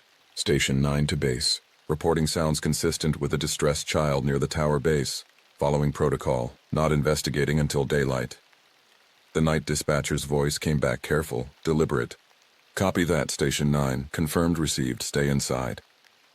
The crying continued for nearly 2 hours before it finally thinned out and stopped, leaving behind a silence that felt, if anything, more unsettling than the sound had been. I didn't sleep much that night either. By the 4th week, I'd started keeping a log of my own, separate from the official daylight reports. A private notebook where I wrote down everything the official radio traffic couldn't hold. The voice that used Renata's cadence had come back twice more, always after midnight, always patient, always retreating the moment I refused to answer past a certain point. The crying returned on nights that seemed to cluster around the new moon, though I couldn't say for certain that meant anything. I started sleeping with the rules list unfolded on my chest, like a child with a blanket, which embarrassed me even alone in an empty cabin 40 miles from another living person. It was during the 5th week, digging under the mattress for a missing sock, that I found the journal. Leather-bound, water-stained along one edge, the handwriting inside cramped and increasingly erratic as the pages went on. The name written inside the front cover, in careful block letters that had clearly once belonged to a steadier hand, read C. Ashford. I sat on the edge of the bed and read it cover to cover that same night, lamp burning long past when I should have banked the stove and gone to sleep. Ashford's early entries read almost exactly like mine's skepticism, giving slowly, entry by entry, to a kind of clenched, functional dread. He'd heard the voice too, though for him it had used his mother's cadence instead of an ex-wife's, calling him by a childhood nickname nobody outside his family had used in 20 years. He'd heard the crying, he'd documented in the same careful hand that grew progressively less careful with each passing week, a sighting near the tree line of what he described only as the other me, standing motionless among the trunks for the better part of an hour before simply not being there anymore. But it was the later entries that made my stomach drop. Found symbols carved into 3 separate trunks along the East Ridge Trail today, Ashford had written, roughly 2 months into his posting. Spirals mostly, with radiating lines like sun rays, but wrong somehow, the spacing too deliberate to be decorative, more like a diagram than art. Followed the ridge another quarter-mile out of curiosity and found more of them, denser, closer together, leading down toward the sound of the falls. A few pages later, the waterfall on the topo map has a gap behind it. You can see it if you know to look. The water doesn't quite reach the rock face at the base, leaves about 3 feet of dry stone you could walk behind if you didn't mind getting misted. I didn't go in, but I could see, even from the trail, that the symbols continued on the rock inside the gap, carved deep, going back further than my flashlight could reach. The final entries were shorter, the handwriting nearly illegible in places. Saw myself again tonight. Didn't look away fast enough. It smiled at me the way I smile when I already know I've won an argument. I think it knows I found the cave. I think that changes something. And on the very last page, dated 3 days before Leland's account, said Ashford had gone missing. If anyone finds this, I'm sorry, Leland. I know you told me the rules weren't suggestions. I convinced myself understanding was different from breaking them. I was wrong. I'm going to go look at the cave properly tomorrow, in daylight, just to see, just once. I'll radio in the second I'm back. If I don't, please, don't let the next person think they're smarter than the list. Nobody is. There was no entry after that. I sat with the journal open on my lap for a long time, the cabin silent around me except for the small, ordinary tick of the wood stove cooling, and understood, with a clarity that felt almost physical, exactly how a careful, rational man had talked himself, one reasonable-sounding step at a time, into the one mistake the mountain apparently never forgave. I put the journal back exactly where I'd found it, under the mattress, and didn't touch it again for a long while. But I started sleeping with a flashlight in easy reach, and I never once, for the rest of my 6 months, walked the East Ridge Trail far enough to see whether the symbols Ashford described were still there. I saw myself for the first time in the 7th week. It was late September by then, the light going gold and short in the afternoons, and I was climbing back up from the rain gauge station a quarter-mile below the cabin when I stopped dead on the trail. Across a shallow draw, maybe 60 feet away, at the exact edge where the trees gave way to the clearing around the tower, stood a man in my jacket, my boots, my exact build and posture, watching me with an attention that felt entirely too focused to belong to a reflection or a trick of shadow. Rule 3 ran through my head immediately, an almost physical relief at having something concrete to hold on to. Do not wave, do not call out, do not acknowledge it in any way. I kept walking, eyes forward, pulse hammering so hard I could feel it behind my teeth, every instinct in my body screaming at me to at least glance back and confirm what I'd seen or hadn't seen or imagined. I didn't look back. I climbed the trail at a steady, deliberate pace that cost me everything I had to maintain, reached the cabin and locked the door behind me with hands that shook so badly it took 3 tries to seat the deadbolt. Through the window, from the safety of the cabin, I allowed myself one look back toward the draw. It was still there, standing exactly where I'd left it, my own face turned toward the cabin now instead of the trail, watching the window with an expression I recognized instantly, and hated, recognizing the small, satisfied half-smile I wore, according to Renata, whenever I just won an argument I didn't particularly care about winning. It stood there until full dark swallowed the tree line, motionless the entire time, and then it simply wasn't there anymore. I radioed in the sighting the next morning, keeping my voice as level as I could manage. Station 9 to base, reporting a visual anomaly near the tower clearing yesterday evening. Followed protocol. No further action taken. There was a pause on the other end, longer than the usual dispatcher delay. Copy that, Station 9, the voice said finally, careful in a way that told me more than the words did. Glad you followed protocol. Keep doing exactly that. I understood in that pause that whoever sat on the other end of that radio channel already knew exactly what I'd seen, had probably logged a dozen versions of the same report from a dozen previous rangers, and had nothing more useful to offer than the same 4 words Leland had given me on my first afternoon. Follow the list, no exceptions. October brought the first real cold, ice forming on the water bucket some mornings, and with it came nights that tested every rule on that laminated sheet at once.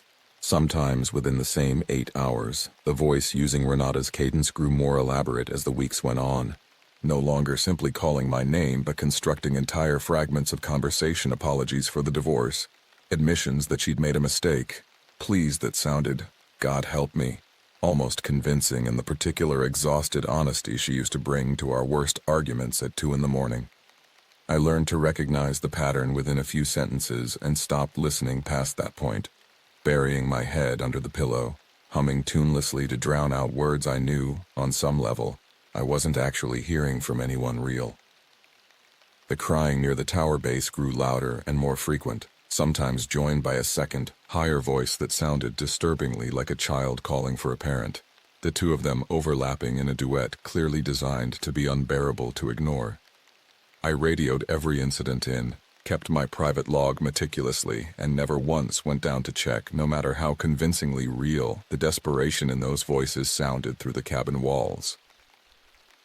And twice more that month I saw myself at the tree line, once at dusk, once, more disturbingly, in broad daylight while I was checking the rain gauge, my double standing perfectly still among the trunks not 30 feet away, watching with that same small, knowing half-smile, as if it found something quietly amusing about my continued refusal to acknowledge it existed at all. Each time I looked away, kept walking, and radioed it in once I was safely back inside. Each time the dispatcher's response grew a little warmer, a little more like relief, as if my continued survival was itself information worth logging somewhere. I hadn't fully absorbed the last 3 rules on Ashford's list until the nights actually demanded I understand them, the way the first 3 had been forced into meaning by the voice and the crying and my own borrowed face at the tree line. Rule 4 read, do not count the lights that sometimes move along the ridge after midnight. If you find yourself counting, stop immediately and look away. I hadn't understood it at all until late October, standing at the observation deck window during a routine midnight check of the weather instruments, when I noticed a string of pale lights moving along the ridge to the east, evenly spaced, drifting with a slow deliberateness that no vehicle or hiker's headlamp could have managed on that terrain. Before I quite realized what I was doing, I'd started counting them 1, 2, 3, 4, some old counting reflex from childhood insomnia taking over without my permission. By 6, something in my chest had gone tight and cold, a pressure building behind my eyes that felt less like fear and more like being physically pulled toward the window glass. I caught myself at 7, remembered the rule with a jolt, and forced my gaze down to the floorboards, breathing hard until the pressure behind my eyes finally released its grip, sometime around the count I would have reached if I hadn't stopped. I didn't look back up at the ridge that night. I climbed down the ladder in the dark, bolted the cabin door, and sat with my back against it until dawn, unwilling to test whether looking again would restart whatever the counting had almost finished. Rule 5, the strangest of the 6, read simply, never leave food or drink outside the cabin door overnight, even by accident. If you find something left there in return, do not touch it. Burn it in the stove before noon. I discovered the reason for that one in November, when I found a small, neatly woven basket sitting on the cabin's front step one morning, containing what looked, at first glance, like ordinary huckleberries, dark and glossy and entirely too perfect, arranged in a spiral pattern that made the small hairs on my arms lift before my conscious mind had finished registering what I was looking at. I remembered, with a lurch, that I'd left a bowl of dishwater outside the door the previous evening, forgetting in my exhaustion that the rule covered anything left out, not just food. I didn't touch the basket. I found a stick, worked it under the woven handle, and carried it at arm's length to the wood stove, where I fed the entire thing into the flames, without ever letting my bare skin come near it. The berries didn't burn like ordinary fruit. They hissed, and the smoke that came off them smelled wrong in a way I still can't fully describe, sweet and rotten at once, like a memory of a smell rather than an actual one. I radioed the incident in immediately after, hands shaking so badly I had to key the mic twice before my voice came out steady enough to be understood. Copy that, Station 9, the dispatcher said, and this time there was no mistaking the relief in the voice. You did exactly right. Some rangers don't catch that one in time. What happens if you don't catch it? There was a long pause. Eat something they've left you, even once, and they stop being satisfied with just watching you from the tree line. The dispatcher's voice had dropped lower, less official, more like one exhausted person talking honestly to another. Just keep following the list, Teal. That's the only advice anybody's ever been able to give that actually works. Rule 6, the last on the laminated sheet, read, if you ever wake to find the cabin door standing open, do not step outside to close it. Wait for daylight, no matter how cold it gets. I broke that rule almost, once, in December, waking at 3 a.m. to a gust of freezing air pouring through a door I distinctly remembered bolting before bed. My body was half out from under the blankets, feet already reaching for the cold floor, before the rule surfaced through the fog of sleep and stopped me cold, quite literally, halfway between the bed and standing. I lay back down instead, pulled every blanket I owned over myself, and endured a night colder than any I'd experienced since arriving, watching the black rectangle of the open doorway from across the room, half expecting something to fill it, and half terrified of exactly that nothing ever did. When dawn finally came, gray and reluctant through the frost-rimed window, I found the door standing open exactly as it had been at 3 a.m., the bolt I'd thrown the night before somehow drawn back without a mark on the frame or the mechanism to explain how. I didn't ask the dispatcher what would have happened if I'd stepped outside to close it. Some questions I was starting to understand were better left as blank space on the page. The supply truck came every 4 weeks, driven by a rotating handful of district staff I never saw twice, young rangers who unloaded crates of canned goods and propane with the brisk efficiency of people who didn't especially want to linger past dark. I asked one of them, a woman named Priya, who couldn't have been more than 25, whether she knew anything about Station 9's history before I'd arrived. She went quiet in a way that told me plenty on its own. I know it's not a posting people request twice, she said finally, stacking the last crate inside my storage shed. And I know Leland doesn't send just anybody up here. You get sent to Station 9 if he thinks you can actually follow instructions without needing to understand why first. She glanced toward the tree line, quick and involuntary, the way I'd caught myself doing 100 times by then. Some people can't do that. They need the why before they'll trust the rule, and up here, by the time you've earned the why, it's usually too late to use it. She left before full dark, same as every supply crew before her, and I understood, watching her truck disappear down the logging road, that this was a kindness built into the schedule itself. Nobody sent up this mountain was ever asked to spend a night here who hadn't already agreed, one way or another, to the terms on that laminated sheet. January brought heavy snow, the kind that muffled everything below the ridge line into a soft, deceptive silence, and with it came the longest stretch of quiet I'd had since arriving. 3 full weeks without a voice, without crying, without my own face waiting at the tree line. I let myself relax, just slightly, the way I imagine every ranger before me had at some point during their own 6 months, and I understood, looking back, exactly how a man like Ashford could talk himself into believing the worst of it might genuinely be behind him. It wasn't. It was gathering. The break came on a night in early February, snow falling thick and silent outside the cabin windows, visibility down to almost nothing past the porch light's small yellow circle. I was reading by the wood stove, more relaxed than I'd been in months, when all 6 rules found a way to matter within the same 4 hours, layered on top of each other with a deliberateness that felt, for the first time, less like separate tests and more like a single coordinated assault. It started with the voice, not Renata's this time, but my mother's, dead 6 years, calling my childhood name through the falling snow, with a warmth that undid something in my chest I'd thought long since scarred over. I sat rigid on the edge of the bed, hands pressed flat against my knees exactly the way I had that first night, and endured 11 separate calls of my name before the voice finally gave up and let the snow's silence close back over the clearing. The crying started before the voice had even fully faded, closer to the cabin than it had ever gotten before, close enough that I could hear what sounded unmistakably like a child's cold, wet breathing between sobs. I radioed it in with shaking hands and didn't move from the bed. Then through the frost-fogged window, I saw the lights on the ridge. Jim! More of them than I'd ever counted before, and caught myself starting the old childhood count before I'd even consciously registered what I was looking at. 1, 2, 3, forcing my eyes down to the floorboards on 4, chest already tight, breath already short, before the pull behind my eyes had fully taken hold, and somewhere in the middle of all of it, a soft, deliberate knock sounded at the cabin door. Not pounding, not urgent, just 3 measured taps, exactly the way I used to knock on my own front door back in Portland when I'd forgotten my keys. I didn't move to answer it. I sat frozen in the center of the small cabin, every rule running through my head at once like a checklist I'd finally, truly, learned by heart, and endured. The knock came again.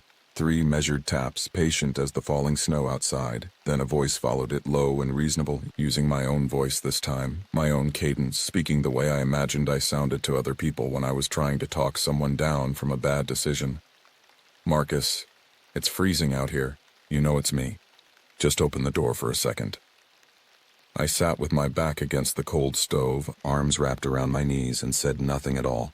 The voice tried 3 more times, each attempt slightly more familiar, slightly more convincing, working through phrases and tones I recognized as unmistakably my own, a joke I'd made to Priya about the propane deliveries, a specific, private way I cleared my throat before saying something I didn't want to say.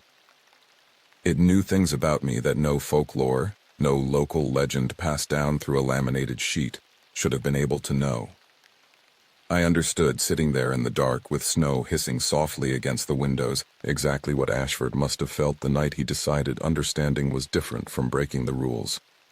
The temptation wasn't fear, it was recognition, the specific, seductive comfort of hearing your own voice reasoning with you, offering you an explanation that would let the terror simply stop. I didn't open the door.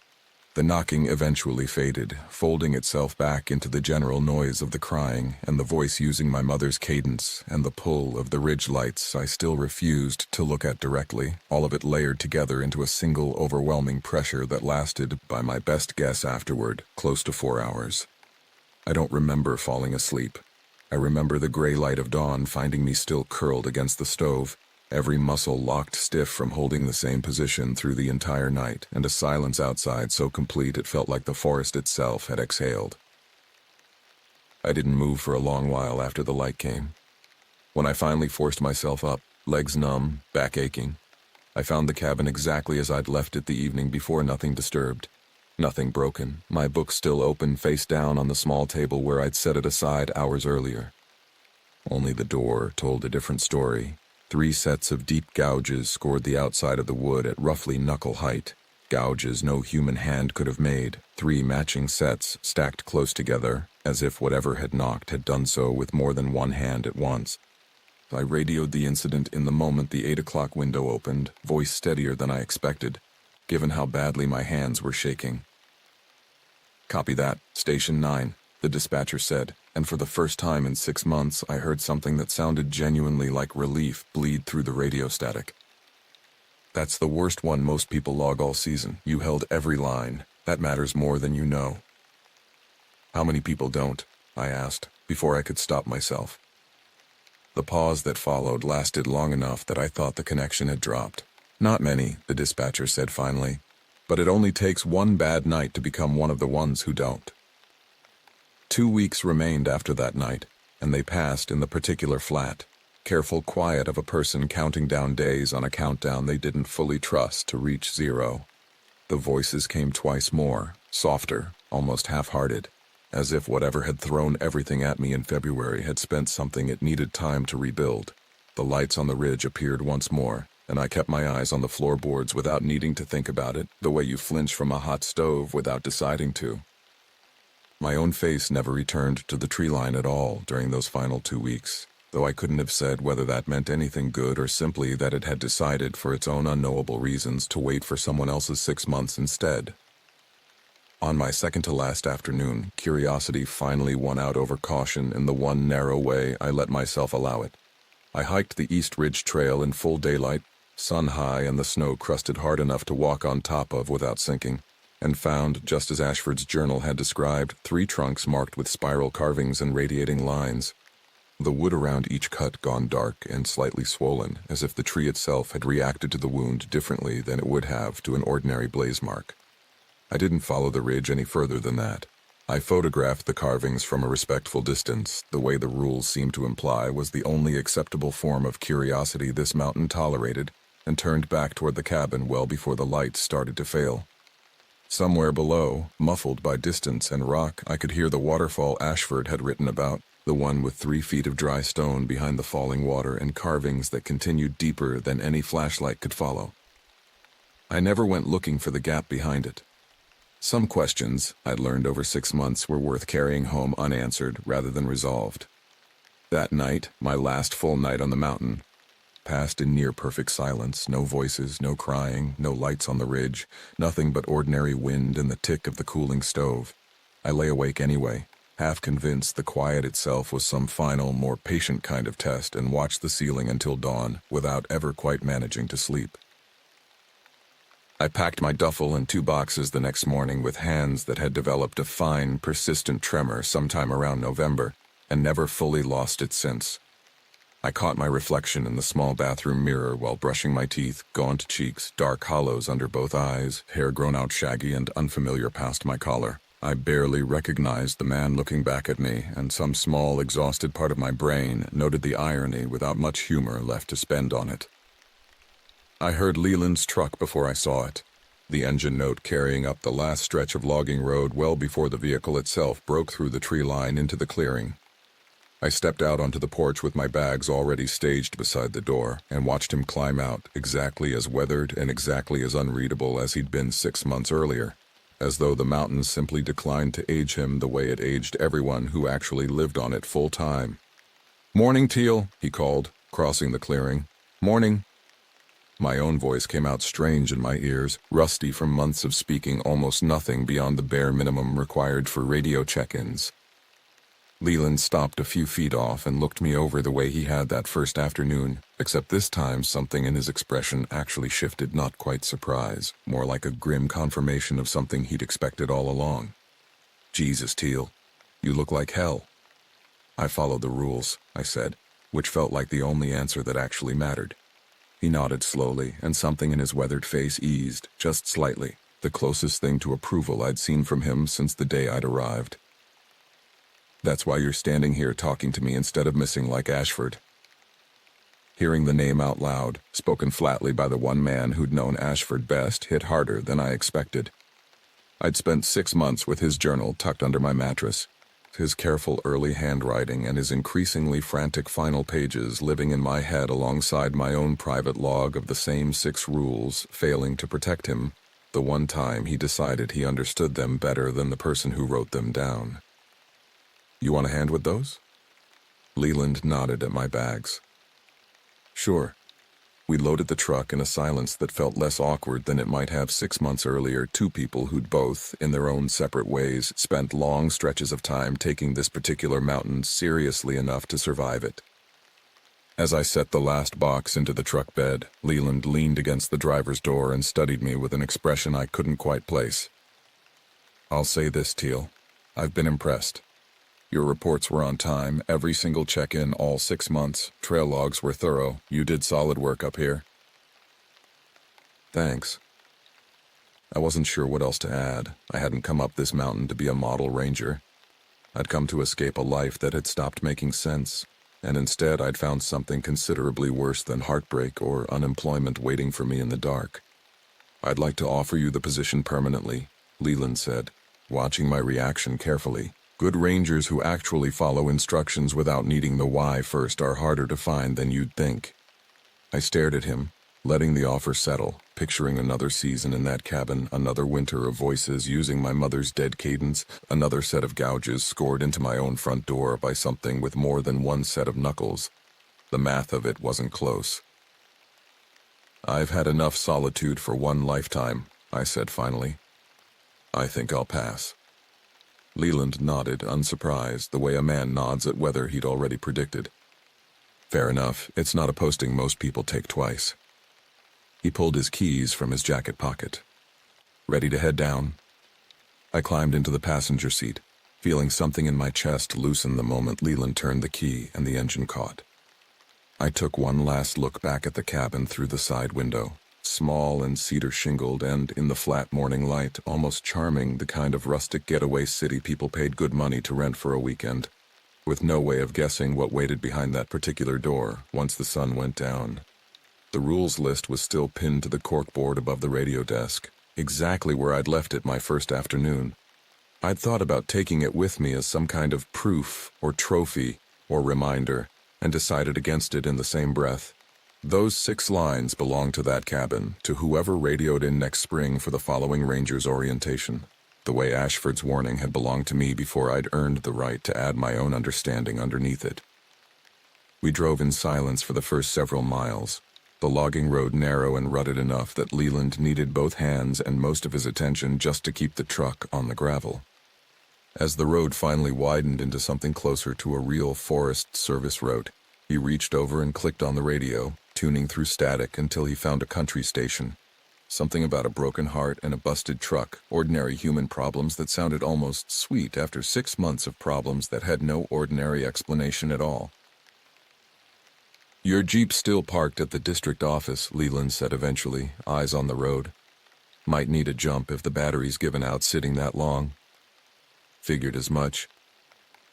I watched the trees slide past the window, and they looked, for the first time in half a year, like ordinary trees. No carvings, no faces waiting in the patterns of bark and shadow, nothing but pine and cedar doing exactly what pine and cedar were supposed to do.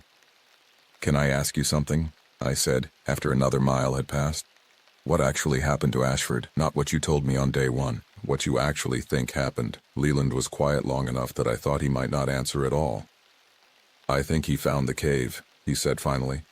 "I think he told himself, same as you probably told yourself once or twice this winter, that looking wasn't the same thing as touching, that understanding a rule better than the person who wrote it down was a kind of respect instead of the opposite." He shook his head slowly. "I think whatever's back there behind that waterfall doesn't much care how careful you think you're being once you've crossed the one line it actually cares about." "Do you know what it is? Any of it? The voice, the crying, the thing that looks like me?" "No." He said it flatly, without embarrassment, the way a man says something he's made peace with a long time ago. 30 years working this district, and I couldn't tell you what any of it actually is, only what it does if you let it get close enough. The rules got written by people who lost somebody figuring that much out the hard way, one incident at a time. Going back further than my own first posting up here, I've just been the one handing that list to the next ranger ever since, same as somebody handed it to me. That's a strange way to run a station. It's the only way that's ever kept anybody alive up there long enough to matter. He glanced over at me, something almost gentle in his weathered face for just a moment. "You held every line for 6 months, Teal. That's more than most people manage. Whatever you were running from when you drove up that mountain back in April, I'd say you found something considerably worse to be scared of instead. Sometimes that's exactly the trait a person needs, even if it doesn't feel like it yet." I didn't have an answer for that, so I let the country radio fill the silence instead, watching the mountains recede slowly behind us as the road finally straightened out and lost its last few switchbacks. By the time we reached the district office, the peaks were nothing but a blue-gray smudge in the side mirror, exactly the shape they'd been the first evening I'd driven up toward them. Except now I understood exactly what that particular fog had always been hiding. Leland helped me jump the Jeep's dead battery, the old 4-cylinder finally catching after 3 tries and settling into its familiar rough idle, as if 6 months hadn't passed at all. He offered his hand, and I shook it, noting how entirely ordinary his grip felt, just calloused palm and honest strength. Nothing more, nothing that belonged to anything but an actual person who'd spent 30 years doing an extraordinarily strange job.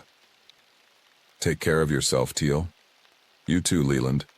I drove out of the district lot as the afternoon sun cut long and gold through the valley, watching the North Cascades shrink in my rearview mirror one switchback at a time. I was alive, but changed in a way that felt permanent, reshaped by 6 months of learning to hold still against my own worst instincts, while something ancient tested every soft spot a person carries without ever quite meaning to advertise them. The rules had kept me breathing, even though I doubted I'd ever fully understand why they worked or what exactly they'd been protecting me from all that time.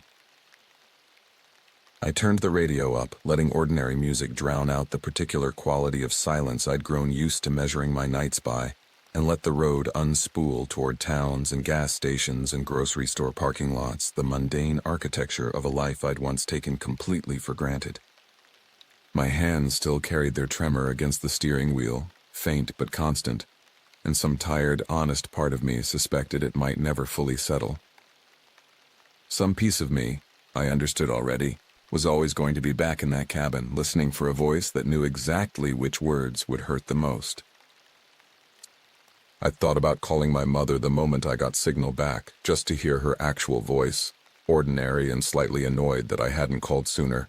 Nothing at all like the warm, patient version that had called my childhood name through the falling snow in February. I thought about Ashford's journal, still tucked under a mattress in a cabin 40 miles behind me, his careful early handwriting and his final apologetic entry, a warning some future ranger would find the same way I had, at exactly the moment they needed it most and not one day sooner.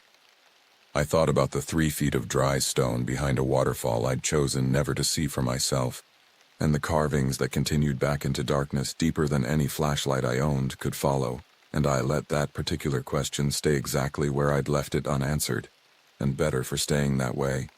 Somewhere past the second gas station, signal finally crawled back onto my phone screen, a small flood of missed messages arriving all at once, months of ordinary human noise I'd stepped entirely outside of for half a year. None of it, reading through it in a parking lot with the engine idling, felt as urgent as it might have back in April. 6 months of genuinely strange, genuinely dangerous silence has a way of putting a missed birthday party or an unanswered text from an old coworker into a kind of proportion that's hard to unknow once you've learned it. I didn't call anyone that first night. I found a motel 2 hours down from the district office, paid cash, and slept 11 straight hours without once waking to a voice calling my name or a soft, deliberate knock at the door. When I woke, sunlight was coming through gaps in motel curtains that had never once been mistaken, even for a second, for anything other than ordinary morning light. And something in my chest finally fully released a tension I hadn't fully realized I'd been carrying the entire drive down. I think about that mountain often, more than I'd expected to given how badly I wanted at the time to simply put it behind me. I think about Leland's weathered, patient face, unchanged across however many decades he'd been handing that same laminated sheet to whichever exhausted, heartbroken person the district office decided could actually be trusted with 6 unexplained rules and no further information.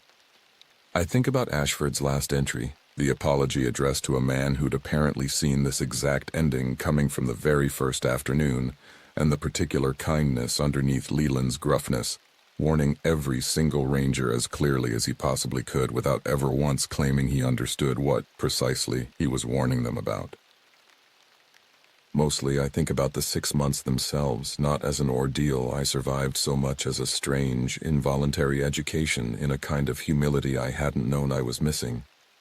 I'd driven up that mountain convinced that understanding was always better than blind obedience, that any rule worth following was a rule worth eventually outgrowing once you'd puzzled out its logic for yourself.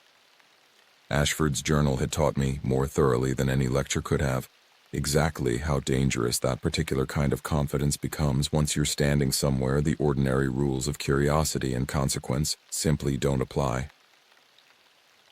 I never went back to Station 9. I heard secondhand, through a cousin who still worked seasonal trail crews in the district, that Leland retired 2 winters later, and that the ranger who took over after him lasted the full 6 months, same as I had, following the same 6 lines on the same laminated sheet without asking too many questions about where it had originally come from. I hope, whoever they were, that they held every line the way Leland's careful gruffness had taught me to. I hope the cabin's door stayed bolted through whatever nights tested it hardest. I hope nobody's ever gone looking, in careful daylight or otherwise, for the gap behind that waterfall, the one with 3 feet of dry stone and carvings running back further than any flashlight has ever managed to follow. Some mountains, I understood by the time I finally drove clear of them, aren't asking to be understood at all. They're only asking to be respected. exactly as carefully and exactly as literally as the people who lived and died learning their particular terms first were able to write those terms down. I'd gone up that logging road looking for 6 months of silence to rebuild myself in. I came back down with something considerably stranger and considerably more valuable than silence: 6 rules, held without exception, and a version of humility that no divorce, no layoff, and no ordinary heartbreak back in Portland had ever managed to teach me on its own. The mountains disappeared behind me for good somewhere past the 3rd gas station, swallowed by lower hills and then by the flat, ordinary sprawl of towns that had never once, in all their long history, needed a laminated list of rules pinned above a radio desk to keep their residents breathing through the night. I rolled the window down and let the wind carry off whatever was left of the particular silence I'd spent 6 months learning to survive inside, and drove on toward whatever came next. Alive, changed, and for the moment entirely certain that was enough.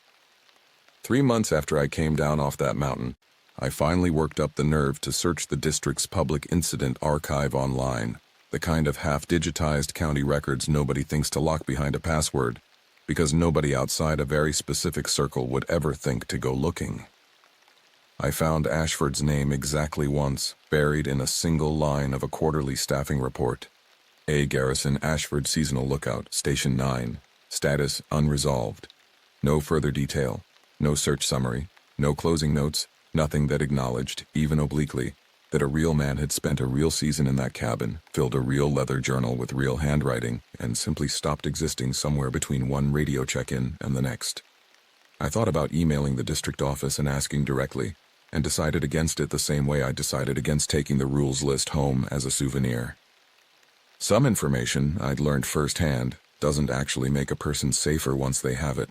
It just moves the weight from one kind of not knowing into a different, heavier kind, and I'd carried enough unexplained weight down that mountain already to know I didn't need any more of it added deliberately. I called my mother that first week home, mostly just to hear her actual voice, a little impatient that I hadn't called sooner. Exactly as ordinary and exactly as herself as I'd hoped. Nothing at all like the warm, patient cadence that had called my childhood nickname through the falling February snow.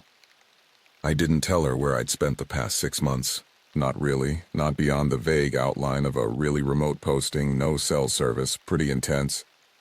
She asked if I was doing okay, and I told her the truth as much as I could manage. Better than I'd expected, worse than I'd hoped, and mostly just glad to be somewhere the nights didn't require quite so much careful attention to survive. Renata and I never spoke again after the divorce was finalized. Not once. Not even the ordinary logistical texts about shared subscriptions or forwarded mail that most divorced couples eventually exchange. I found myself, in the weeks after I came down, oddly grateful for that particular silence. And it meant that whenever I heard her voice again at a coffee shop once, someone with a similar laugh 2 tables over, my whole body going rigid before my mind caught up with the mistake, I could at least be reasonably certain it really was, this time, just an ordinary stranger with an ordinary laugh, and not something patient and old-testing, whether 6 months of practice had actually taught me anything permanent. I took a job eventually, nothing dramatic. Project management for a mid-sized construction firm 2 hours from where I'd grown up, work that let me use enough of my old training to feel useful without asking me to design anything I'd have to stand behind personally. My hands still carry a faint tremor some mornings, mostly gone now, noticeable mainly on cold days or after too much coffee, a small permanent souvenir from 6 months of holding perfectly still against instincts that would have gotten me killed if I'd trusted them even once. I think sometimes about what Leland said in the truck on the drive down, that I'd found something considerably worse to be scared of than a divorce and a layoff, and that the trade was sometimes exactly what a person needed, even when it didn't feel that way at the time. I didn't fully believe him in the moment. I believe him more now, a year and some months removed from that cabin, than I did driving away from it with my hands still shaking on the wheel. There's a particular clarity that comes from surviving something genuinely, inarguably dangerous, one that no amount of ordinary heartbreak or professional disappointment ever quite manages to teach on its own. I know now, in a way I didn't before, exactly what I'm capable of holding on to when everything in me wants to let go. I still keep a copy of the 6 rules written out from memory in my own handwriting, folded in the bottom drawer of my desk where I don't look at it often but know exactly where it is, not as a trophy, not even really as a warning, since I have no intention of ever going back up that particular logging road again. Just as a reminder, I think, of the specific, narrow kind of discipline that got me home, the discipline of trusting a rule completely, without needing to understand its reasoning first, on the exact nights when my own reasoning would have been the thing that got me killed. Some mountains keep their own accounting, I've come to believe, older and stranger than any list a district office could type up and laminate, and they don't especially care whether the people passing through understand the terms before agreeing to them. All they ask, in the end, is that you hold the line when it's offered to you, on the specific nights it actually matters, and trust that somebody who came before you already paid the price of learning exactly where that line needed to be drawn. I held mine. I came home. For now, on the particular gray, ordinary mornings that make up most of an actual life, that continues to be enough. Every so often, late at night, I still catch myself listening for something in the ordinary quiet of my apartment. A knock that isn't coming, a voice that has no reason to call my name through walls that have never once needed a laminated list of rules pinned above the door to keep whoever lives behind them safe until morning. The listening always passes, it always has, every single night since I drove that Jeep down off the mountain and back into a world where the worst thing waiting in the dark is usually just an unpaid bill or a bad dream. Nothing patient, nothing old. Nothing that already knows the exact sound of my own voice well enough to use it against me. I don't know what actually lives up there behind that waterfall, carving its slow spirals into trunks that have stood on that ridge for longer than any list of rules has existed to warn people away from them. I've made my peace with not knowing. Some doors, I learned the hard way, are worth leaving closed for exactly as long as the rules ask you to. No matter how reasonable the voice on the other side eventually starts to sound.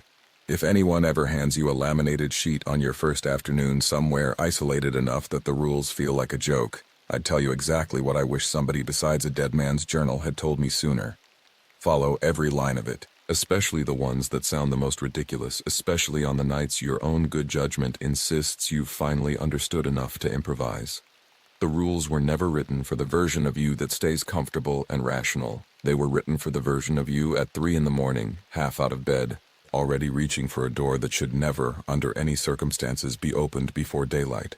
I closed that door every single time it mattered. That, in the end, is the entire difference between driving back down that mountain and becoming one more line in a quarterly staffing report nobody outside a very specific circle would ever think to go looking for. In 1984, I was still getting used to life as a ranger in Tennessee's Great Smoky Mountains. It wasn't exactly a place where you could take it easy and hope for a quiet shift. The park stretched over 500,000 acres of some of the oldest mountains on Earth, and every day brought something new.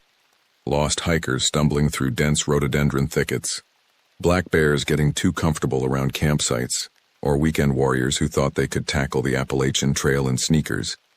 I came from a long line of factory workers in East Tennessee. My father had spent 30 years on the line at the aluminum plant, coming home every evening with that dead look in his eyes that told me everything I needed to know about punching a time clock. I decided early on that I wasn't cut out for a 9-to-5 job like my dad. The open spaces and freedom of the outdoors were the only things that made sense to me, so naturally I ended up here, trading the steady paycheck of industrial work for the uncertainty and raw beauty of the wilderness. The pay wasn't great, but it beat breathing chemical fumes and watching the clock. At least that's what I told myself most days. As for making a career out of chasing lost hikers, babysitting rowdy campers, and pulling drunk tourists out of ravines, that was something I was starting to regret. I was stationed near a remote section of the park, far from the usual visitor spots like Cades Cove or Cataract Falls. This was deep country, where the mountains folded in on themselves like a rumpled blanket, creating hollows and ridges that most people never saw. The area was known more for its quiet, dense woods than for anything particularly scenic. Most of my days were spent patrolling alone, keeping an eye on the wildlife and making sure nobody wandered off into parts of the forest where cell service didn't exist, and common sense went to die. The work was solitary by nature. Park rangers worked as protectors of the public and the resources that were in the national park, acting not only as patrolmen, but also as curators of the park itself. In my sector, that meant long hours walking trails that rarely saw human traffic, checking for storm damage, monitoring illegal camping, and occasionally stumbling across the remnants of old moonshine operations from decades past. It wasn't glamorous, but it paid the bills. My buddies in town used to joke that the only things more stubborn than me were the bears. They weren't wrong. The black bears in the Smokies had a reputation for being bold, and encounters were becoming more frequent as visitors increased. Still, in 1984, we were dealing with maybe 9 million visitors a year, instead of the crushing crowds that would come later. I wasn't armed most of the time. The Park Service was strict about guns. They didn't want any trigger-happy rangers scaring off the tourists, or worse, accidentally shooting someone's kid who wandered too far from camp. We carried radios, first aid supplies, and the authority to write citations, but that was about it. For the most part, that seemed like enough. That particular morning in late September, I had a strange feeling. Nothing you could put your finger on, just a sense that something was off. The air felt heavy, like the forest was holding its breath. The usual sounds seemed muted. Fewer birds calling, less rustling in the underbrush. Even the ever-present hum of insects seemed subdued. I chalked it up to the changing weather. Fall was coming early to the mountains, and the first frost wasn't far off. I'd been patrolling the same route for 3 months, a 12-mile loop that took me through some of the most remote sections of the park. The trail wound through old-growth forest, past abandoned homesteads where families had lived before the park's creation, and along ridges that offered glimpses of the endless blue mountains stretching to the horizon. It was peaceful work mostly, but it could be eerie too. There were places where you could still feel the weight of all the people who had lived and died in these mountains over the centuries. People think they know the woods, but the truth is, no matter how long you've been out here, the forest always has ways of reminding you how little you really know. I'd been working the wilderness for over a year, and I was still learning things that surprised me. The way sound traveled differently depending on the humidity, how certain weather patterns could make animals behave strangely, the feeling you'd get sometimes that you were being watched, even when you knew you were alone. I was about 3 miles into my patrol, checking the trails for debris after a recent storm, when I spotted the cabin. I'd seen it before, an old hunter's shack probably built in the 1800s, sitting deep in the woods where it would take a determined hiker to find it. The thing was falling apart, with gaps in the chinking and a roof that looked like it might cave in with the next hard rain. No one used it anymore, not legally at least. It was the kind of place that attracted the occasional squatter or kids looking for a place to party away from adult supervision. But today, something was different. There was smoke rising from the chimney, a thin gray column that stood out against the cloudy sky. I stopped on the trail about 50 yards from the cabin and watched. The smoke was steady, not the intermittent puffs you'd expect from someone just trying to get a fire started. Someone had been there for a while. I pulled out my radio and keyed the mic. "Base, this is Ranger Morrison. I've got possible squatters at the old hunter's cabin on the North Ridge. Requesting backup for eviction." Static crackled back at me. "Copy, Morrison. What's your 20? I gave them my location and estimated time for other units to reach me. The response came back fuzzy, cutting in and out. Reception was always spotty in the deeper parts of the park, especially with the heavy cloud cover we'd been having. Maybe an hour. Other units. Domestic situation in Cades Cove. Say again, base. More static. Then nothing. I clipped the radio back to my belt and studied the cabin. The door was closed and I couldn't see any movement through the grimy windows. Whoever was inside was being quiet about it. That could mean anything. Maybe they were asleep. Maybe they'd heard me coming and were hoping I'd go away, or maybe they were long gone and had just left the fire burning. Standard protocol was to wait for backup when dealing with potential squatters. You never knew what kind of people you might be dealing with.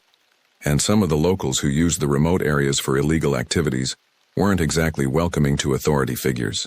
But I'd done this dance before.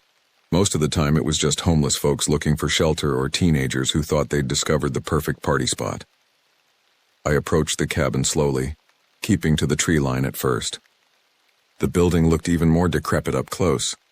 The logs were gray with age and weather, and several of the windows were missing their glass entirely. It was hard to imagine anyone wanting to spend time here, but I'd seen worse places being used as shelter. As I got closer, I noticed something that made me pause. There were no sounds coming from inside the cabin. No voices, no movement, not even the normal sounds of someone maintaining a fire. The smoke was still rising steadily from the chimney, but the place felt abandoned. I reached the front of the cabin and called out. "Hello, Park Service! Anyone in there? No answer." I tried again, louder this time. Still nothing. The door was hanging slightly ajar and I could see a faint glow from inside. The fire, presumably. I pushed the door open wider and peered in. "Hello? This is the Park Service. I need to speak with whoever's in here."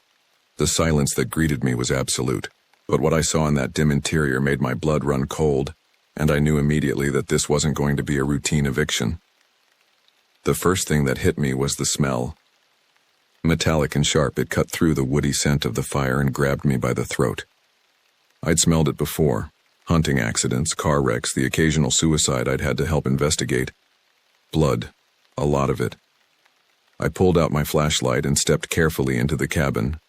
The floor creaked under my boots, and somewhere in the back of my mind, I registered that the boards felt sticky. The fire in the stone fireplace was burning low but steady, casting dancing shadows on the walls and filling the small space with a hellish orange glow. The cabin's interior was a disaster. Furniture that had probably been there for decades was overturned and smashed. A wooden table lay in splinters near the far wall, and an old iron bed frame was twisted into an impossible angle. Broken dishes and scattered belongings covered the floor, but it was the dark stains that drew my attention. Blood covered everything. It wasn't just splattered, it was smeared as if something had dragged wet bodies across the floor. The wooden walls were painted with it in long, deliberate strokes that looked almost like some kind of primitive artwork. My flashlight beam caught pools of it that had soaked into the floorboards, creating black patches that squelched underfoot. I'd seen my share of violence in the year I'd been working these mountains. Domestic disputes that ended badly, hunting accidents, even a murder-suicide in one of the remote camping areas. But nothing like this. This looked like a slaughter. I keyed my radio again. "Base, this is Morrison. I need immediate backup and a medical unit at my location. We have a possible multiple homicide." Static answered me, then nothing. I tried different channels, adjusting the squelch, even removing the battery and reseating it. The radio was dead. Not just poor reception, completely dead. That was when I noticed the claw marks. Near the fireplace, gouged deep into the wood, were scratches that looked like they'd been made by something with claws the size of railroad spikes. The marks were fresh, the wood inside them still pale and raw. They ran in parallel lines, 4 of them, each about as long as my forearm. Whatever had made them had put considerable force behind the effort. I knelt beside the marks, running my flashlight beam along them. They were too big for a bear, too deep for a bobcat, and too clean for any tool I could think of. The spacing was wrong, too. Too wide to be human, even if someone had been using some kind of claw-like weapon. As I examined the scratches, I heard something that made my skin crawl. A low, rumbling sound, like the growl of a very large dog, but deeper. It seemed to come from outside the cabin, somewhere in the tree line. I froze, straining to hear over the sound of my own heartbeat. The growl came again, closer this time. It was answered by another sound, higher-pitched, almost like a whine. There was something out there, and it wasn't alone. I stood up slowly, trying not to make any sudden movements. My hand went instinctively to my radio, but I already knew it was useless. The nearest backup was at least an hour away, assuming they'd even received my first transmission. I was on my own. The smart thing to do would be to get out of the cabin and back to my vehicle, then drive until I found a working radio or reached a phone. But as I turned toward the door, I saw something that stopped me cold. Fresh blood was still dripping from the mantel above the fireplace, falling into the flames with tiny hisses of steam. Whatever had happened here, it had happened recently. Very recently. I swept my flashlight beam around the room again, looking for any sign of victims or survivors. The blood was everywhere, but I didn't see any bodies. That could mean the victims had been taken somewhere else, or... Another growl, this one much closer. It sounded like it was right outside the cabin door. I backed toward the rear of the cabin where a small window looked out onto the forest. The glass was gone, leaving just a rectangular opening barely wide enough for a person to squeeze through. As I approached it, I heard movement outside, the sound of something large moving through the underbrush. I clicked off my flashlight and peered through the window. The forest was dark under the overcast sky, but I could make out shapes moving between the trees. "Big shapes," too big to be deer or bear and moving with a purpose that made my mouth go dry. Whatever was out there, it was hunting. I gripped my flashlight like a weapon and tried to think. The window was small, but I might be able to get through it if I had to. My radio was dead, but if I could get back to my truck, I had a CB radio that might work. The problem was that my truck was parked about a quarter-mile away, and I'd have to cross open ground to reach it. As I debated my options, I heard the front door of the cabin creak open. Something was coming inside. I pressed myself against the wall next to the window and held my breath. Heavy footsteps crossed the floor, but they didn't sound right. They were too soft, too padded, like something with large paws instead of feet. The steps were accompanied by a wet, snuffling sound like a dog following a scent. A shadow passed in front of the fireplace, blocking some of the light. In the brief glimpse I got, I saw something that made my knees weak. It was tall, maybe 7 feet, but hunched over like it was too heavy to stand fully upright. Its silhouette was all wrong. Too long in the arms, too narrow in the waist, with something that looked like a mane or thick fur around its neck and shoulders. The thing moved through the cabin slowly, methodically, as if it was searching for something, or someone. I heard it sniff the air, a sound like a bellows being worked. Then it made a sound I'll never forget. A low, rumbling vocalization that was part growl, part moan, and entirely inhuman. It had found my scent. I didn't wait to see what it would do next. I grabbed the window frame and hauled myself through, scraping my shoulders against the rough wood.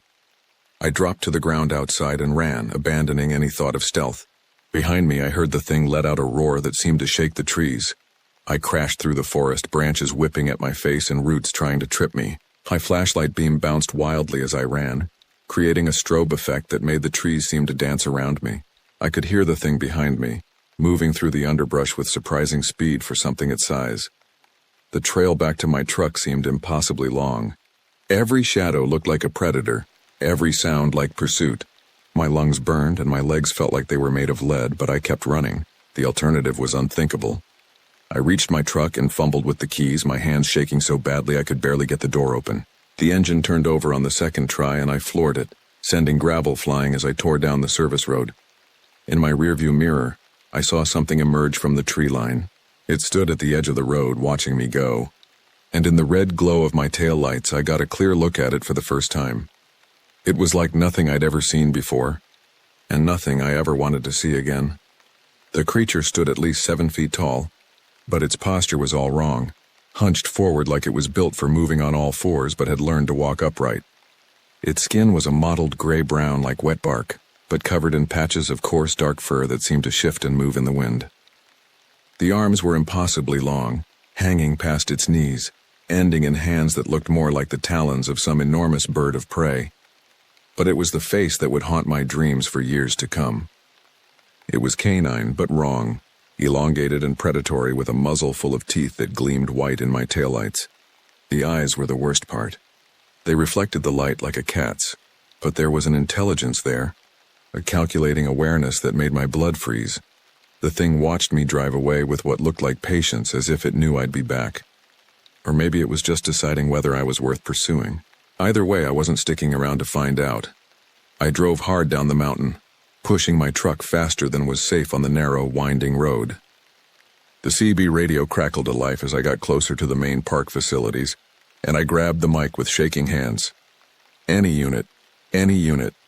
This is Park Ranger Morrison. I have an emergency situation at the old hunter's cabin on North Ridge. Multiple casualties, possible fatalities. I need immediate backup and medical assistance. The response came back garbled, but I could make out enough to know that help was on the way. I was told to meet the other units at the ranger station where I could give a full report. I agreed, though I wasn't sure how I was going to explain what I'd seen. The ranger station was a small building at the intersection of 2 service roads, built in the 1960s when the park was still figuring out how to manage the increasing number of visitors. It served as a dispatch center, equipment storage, and meeting place for the rangers who worked the remote areas. When I pulled up, there were already 3 other vehicles there, 2 park service trucks and a county sheriff's car. Inside, I found Ranger Tom Bradley, who supervised our section, along with Deputies Miller and Kowalski from the local sheriff's department. They'd been waiting for me, and the looks on their faces told me they were expecting bad news. Jesus, Morrison, you look like you've seen a ghost, Bradley said. What happened out there? I sat down heavily in one of the plastic chairs around the conference table and tried to organize my thoughts. How do you explain something that shouldn't exist? How do you describe a creature that looks like it stepped out of a nightmare? There's been an attack at the old hunter's cabin, I said finally. Multiple victims from the looks of it. The place is covered in blood and there are signs of a struggle. No bodies that I could see, but what? Deputy Miller asked. He was young, probably fresh out of the academy, and he had that eager look that cops get when they think they're about to solve a big case. The thing that did it was still there when I arrived, and it's not human. The room went quiet. Bradley leaned back in his chair and studied me with the kind of look you give someone who might be having a breakdown. Not human, he said slowly. What exactly does that mean? I told them about the claw marks, the way the creature moved, the inhuman sounds it made. I described its appearance as best I could, though I knew how it sounded. The more I talked, the more skeptical they looked. You're talking about some kind of animal, Deputy Kowalski said. Maybe a bear that got into the cabin scared some campers. It wasn't a bear, I said. I know what a bear looks like. This was something else entirely. Could it have been a person in some kind of costume? Bradley asked. Maybe someone on drugs acting erratically? I shook my head. Tom, you know me. I've been working these mountains for over a year. I'm not some rookie who panics at the first sign of trouble. What I saw wasn't human, and it sure as hell wasn't a bear. They exchanged glances. I could see them trying to decide whether I was lying, delusional, or just badly shaken up by whatever I'd encountered. All right, Bradley said finally. We'll go take a look. But first, I need you to mark the location on the map and give us a detailed description of exactly what you saw inside the cabin. I spent the next hour going over every detail I could remember. The blood, the destroyed furniture, the claw marks, the way the creature moved. They took notes, asked questions, and gradually began to accept that something serious had happened, even if they weren't ready to believe my description of what had caused it. By the time we'd finished, it was getting dark. Bradley made the decision to wait until morning to investigate the cabin, which suited me fine. I had no desire to go back to that place in the dark, and I had a feeling that whatever was out there would be more active after sunset. I drove home to my small apartment in Gatlinburg, but I didn't sleep. Every time I closed my eyes, I saw that face looking back at me from the tree line. I kept thinking about the intelligence in those eyes, the way it had watched me leave. It had been studying me, learning about me, and that thought made my skin crawl. The next morning, I met Bradley and the deputies at the ranger station. We loaded up with additional equipment, cameras, evidence bags, and more powerful radios. Bradley had also brought his sidearm, which made me feel slightly better about returning to the cabin. The drive up the mountain was quiet. Everyone was tense, though I suspected the others were more worried about what we might find than what we might encounter. They were thinking about human victims, crime scenes, and paperwork. I was thinking about claws and teeth and eyes that reflected light like mirrors. When we reached the end of the service road, we hiked the last quarter-mile to the cabin. The forest seemed different in daylight, less threatening, more ordinary. Birds were singing, insects were buzzing, and the whole place had the normal sounds of a healthy woodland ecosystem.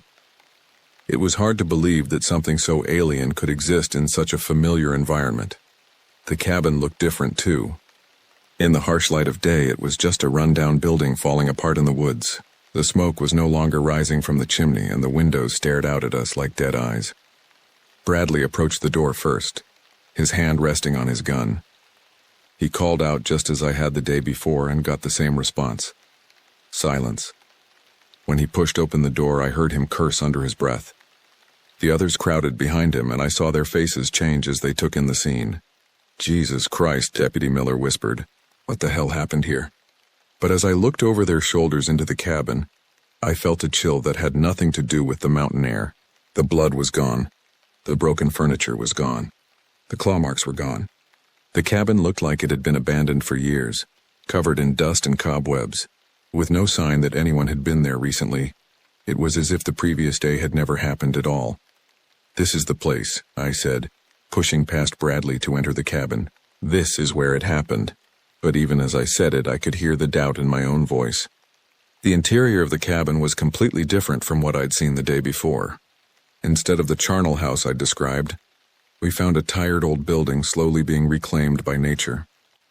Dust motes danced in the sunlight streaming through the broken windows, and spider webs stretched across the corners where they'd clearly been undisturbed for months. The wooden floors were dry and gray with age, showing no sign of the pools of blood I'd waded through. The furniture, what little remained, was arranged normally, though covered in a thick layer of dust and debris. The stone fireplace was cold and had obviously been unused for a long time, with old ashes and leaves scattered across the hearth. "Morrison," Bradley said quietly, "this place hasn't been used in years." I walked to the spot where I'd seen the claw marks, running my hands along the wood beside the fireplace. The surface was smooth and weathered, marked only by the normal wear of decades of neglect. There was no sign of the deep gouges I'd seen the day before. "I don't understand," I said, more to myself than to the others. It was here. The blood, the damage, it was all here. Deputy Miller was taking photographs, though there wasn't much to document. Deputy Kowalski was examining the floor with a magnifying glass, looking for any trace of blood or other evidence. Bradley stood near the door, watching me with an expression that mixed concern with growing suspicion. "Are you sure this is the right cabin?" he asked. "Maybe in your excitement yesterday, you got turned around." I knew he was trying to be diplomatic, but I could hear what he was really thinking. He thought I'd had some kind of breakdown, that I'd imagined the whole thing. Part of me was starting to wonder if he was right. "This is the place," I said firmly. "I know these woods like the back of my hand. This is definitely the cabin." But even as I said it, I was questioning myself. The human mind can play tricks, especially under stress. Had I really seen what I thought I'd seen? The creature in the tree line, the blood-soaked interior, the claw marks. Could it all have been some kind of hallucination brought on by stress and isolation? "We should check the surrounding area," I said. "Look for tracks, disturbances in the vegetation, anything that might support what I reported."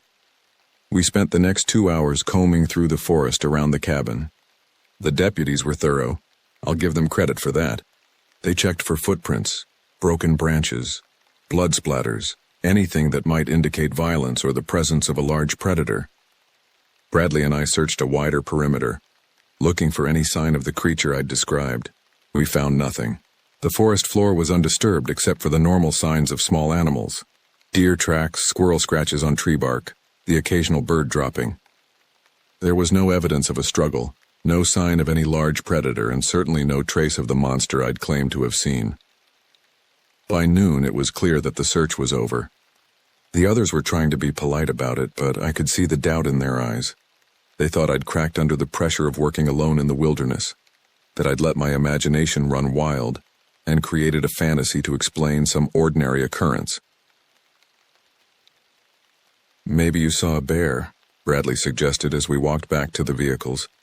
"It's been a lean year for them, and they're getting bolder about investigating human activity."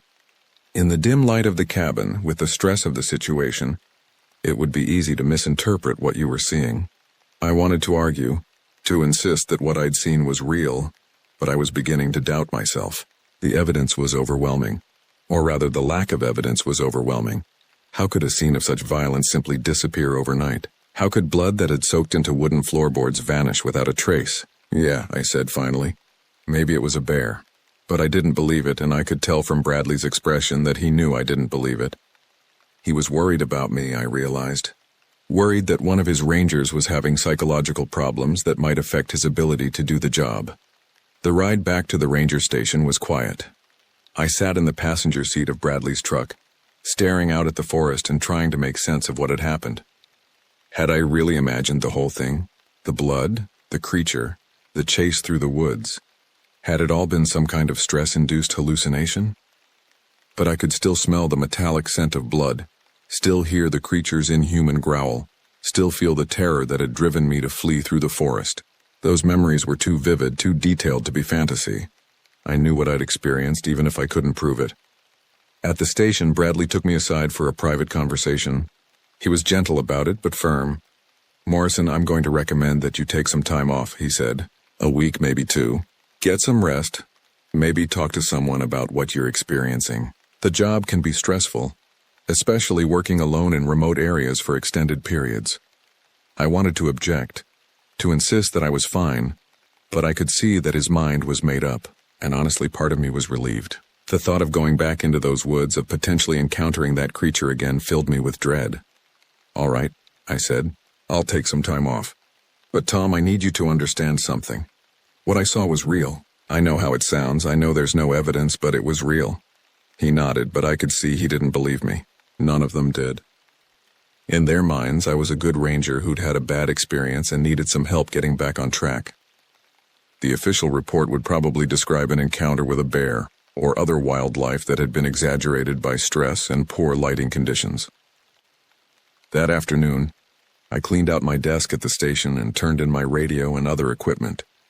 The other rangers were polite but distant, and I could see them exchanging glances when they thought I wasn't looking.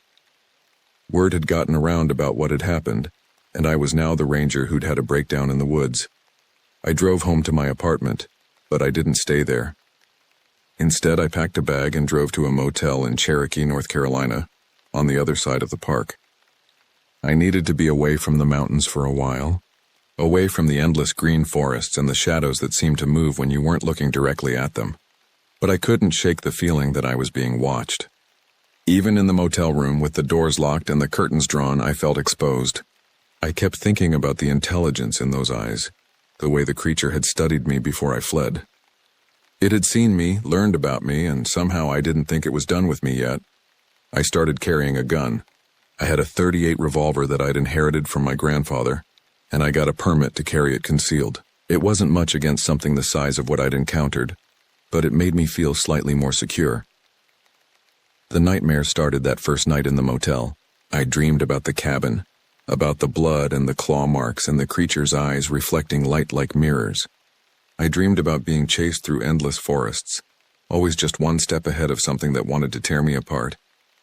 I woke up screaming more than once, and I could tell from the looks I got in the motel's breakfast area that other guests had heard me. After a week, I moved to a different motel. Then another. I was running from something I couldn't name, something that existed only in my memories and nightmares. But I couldn't stop. Every time I closed my eyes, I saw that face looking back at me from the tree line, and I knew somehow. I knew that it was still out there, still waiting. 2 weeks after my suspension, I received a call from Bradley. His voice was tight, professional, but I could hear the underlying tension. "Morrison, I need you to come in. We need to talk."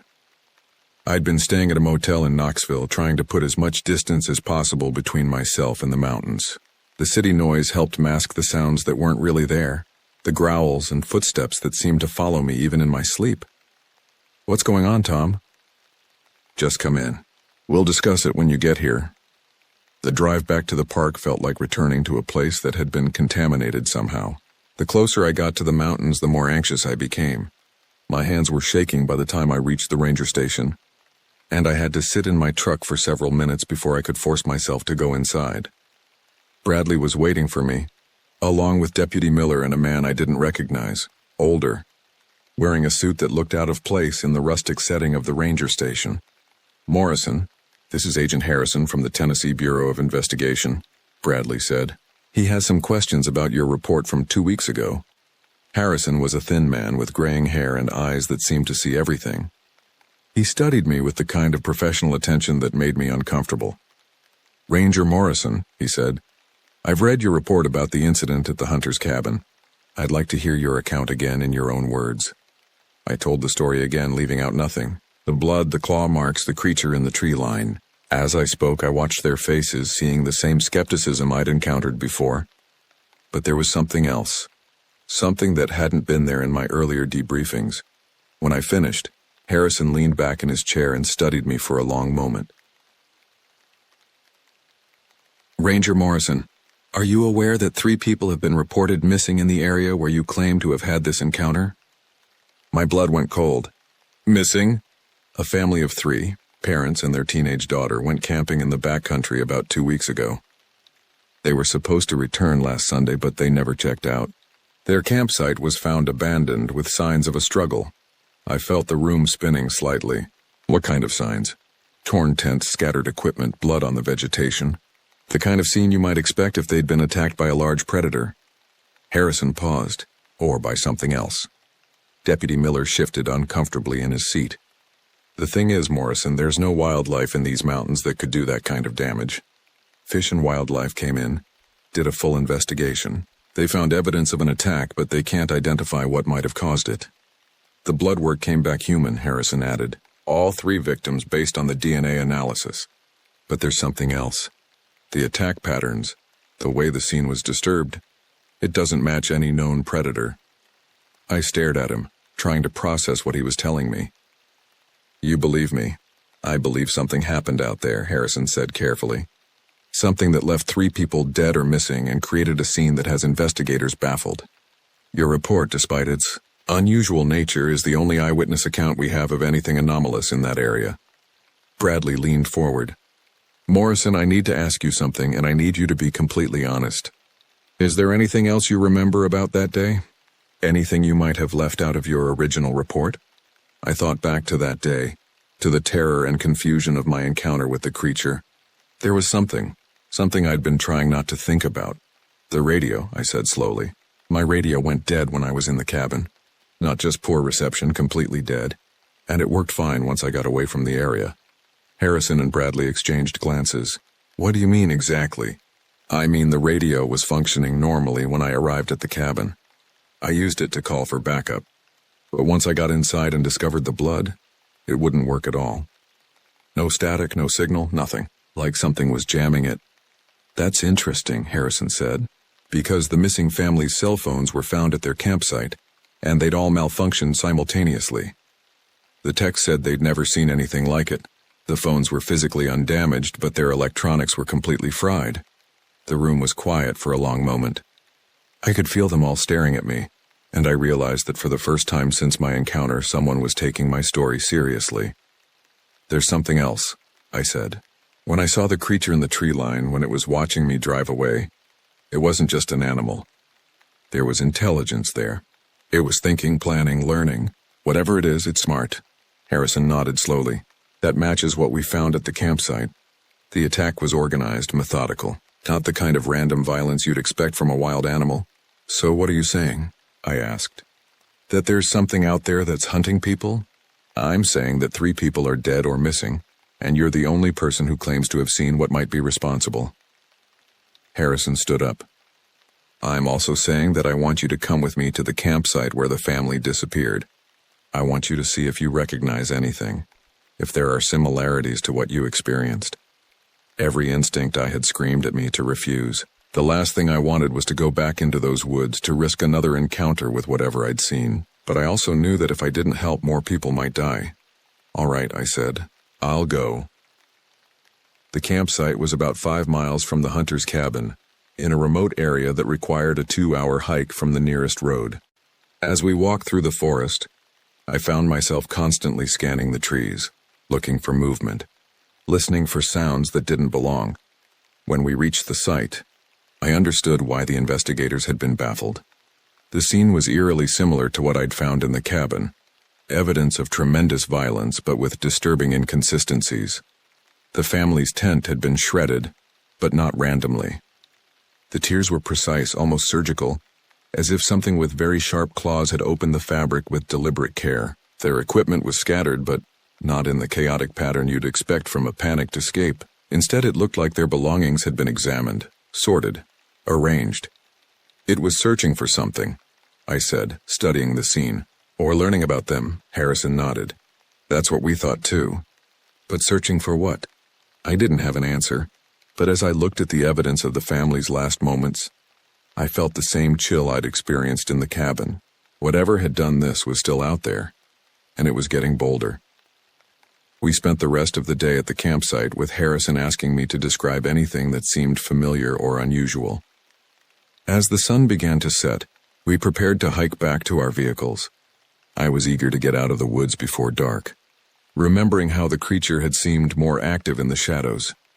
We were about halfway back to the road when I heard it, a low, rumbling sound that seemed to come from all around us. Harrison and Deputy Miller froze, their hands moving instinctively toward their weapons. What was that? Miller whispered. I didn't answer. I was too busy scanning the trees, looking for the source of the sound. It came again, closer this time, and I saw something that made my blood freeze. Eyes, reflecting our flashlight beams from the darkness between the trees. Not one pair, but several. They were watching us, studying us, just as I'd been watched that day at the cabin. "We need to leave," I said quietly. "Now." But as we started moving toward the road, I heard the sound of movement in the forest around us. Heavy bodies moving through the underbrush, keeping pace with us but staying hidden. We were being escorted, herded like prey being driven toward a trap. "Run," I said. And we did. I never went back to work as a park ranger. After that night, after Harrison and Miller corroborated my story, after the TBI launched a full investigation that was quietly classified and buried, I knew I couldn't return to those woods. The official report listed the missing family as victims of a bear attack. Despite the evidence to the contrary, Harrison tried to keep the investigation open, but pressure from above forced him to close the case. Some things I learned are too dangerous to acknowledge officially.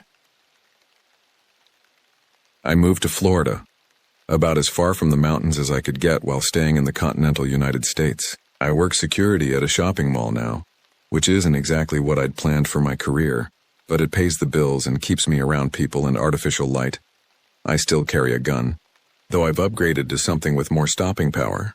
I tell people it's because I work security. But the truth is, I've never forgotten those eyes in the darkness, the intelligence behind them, the sense that I was being hunted. Sometimes, late at night, I dream about the mountains. I dream about creatures moving through the forest, learning about the people who visit their domain, planning. In those dreams, I sometimes wonder if my encounter was just the beginning, if what I saw was just the advance scout for something larger. But then I wake up, and the Florida sun is streaming through my windows, and I can hear the normal sounds of civilization, traffic, air conditioners, human voices. I tell myself it was all just stress, isolation, and overactive imagination. Most of the time, I almost believe it, but I still check the locks on my doors every night, and I still sleep with my gun within reach, because somewhere in the back of my mind I remember those eyes watching me from the tree line. And I know that whatever I saw in the Smoky Mountains isn't finished with me yet. It's still out there, waiting, and someday it might come looking for me.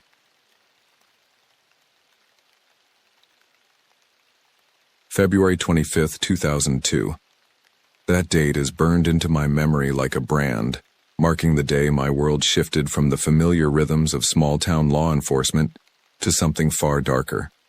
Back then, I was a rookie deputy in Blackwater, Louisiana, barely 6 months into what I thought would be a quiet career keeping the peace in a sleepy bayou town, the kind of place where folks leave their doors unlocked and the biggest excitement usually comes from breaking up bar fights on Saturday nights. Blackwater sits like a small island of civilization surrounded by an endless maze of swamps and bayous. Spanish moss hangs from ancient cypress trees like funeral shrouds, and the air carries the perpetual smell of decay and stagnant water. It's beautiful in its own haunting way, but there's always been something unsettling about those dark waters. The old-timers have stories, whispered tales passed down through generations of Cajun families who've learned to respect the shadows that lurk in the depths. I should have paid more attention to those stories. It started with the gator sightings in late January. Now, alligators are nothing new in Louisiana.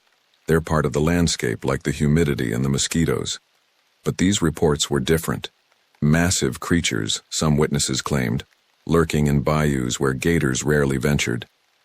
Beasts that seemed too large, too aggressive, too. Wrong.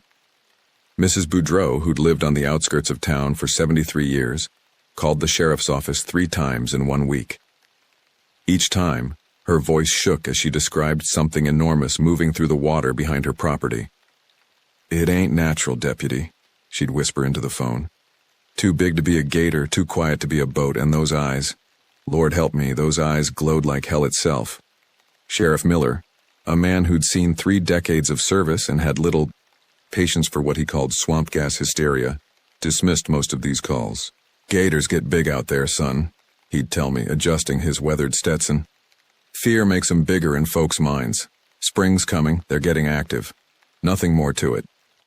But then the livestock started disappearing. The Thibodeau family lost 12 head of cattle in a single night. No signs of struggle, no blood, no tracks leading away from the pasture. Just empty fields where prize bulls and pregnant cows had grazed the evening before. The fence line remained intact, gates still latched. It was as if the animals had simply vanished into thin air. 2 days later, the Arsenault farm reported similar losses. 15 pigs gone without a trace. Then the Heber place lost a dozen goats. Each time, the same impossible scenario, livestock vanishing completely, leaving behind only the lingering scent of swamp water and something else, something rank and predatory that made even the farm dogs whimper and retreat. Poachers, Miller declared, spreading a parish map across his desk. Got to be an organized operation. Probably using airboats to move the animals quick and quiet. Meat prices are up. Black markets always looking for fresh product. He stabbed at the map with his finger. See how they're hitting the farms on the bayou side? Easy access, quick escape. I wanted to believe him. It made sense after all. But something about the scenes bothered me. I'd grown up on my grandfather's farm 2 parishes over, knew what it looked like when coyotes or wild dogs took livestock. There was always evidence, torn fencing, blood, scattered remains. These disappearances were too clean, too complete. The breaking point came on a humid Tuesday night when old man Dupree's hunting dogs came tearing back to his farmhouse, whimpering and bloody. 3 blue tick hounds trained since puppies to track anything that moved in the swamp, cowering on his front porch like whipped puppies. Their fur was matted with mud and something darker, and their eyes held a wild terror I'd never seen in hunting dogs. Dupree himself was nowhere to be found. Marcel Dupree was a legend in Blackwater. 72 years old, he'd been hunting and trapping in these bayous since he was old enough to hold a rifle. He knew every channel, every hidden cypress grove, every secret the swamp held. If something had happened to Dupree out there, it wasn't because he'd gotten lost or made a rookie mistake. I was the one who found his abandoned John boat the next morning, tied to a rotting dock about 3 miles from his house. His rifle was still in the boat, loaded and ready. His tackle box sat open, lures scattered across the aluminum hull. But Marcel Dupree was gone, and the only clues were deep gouges in the side of the boat that didn't match any animal I knew. That evening, I sat in the sheriff's office, writing up my report while Miller paced behind his desk.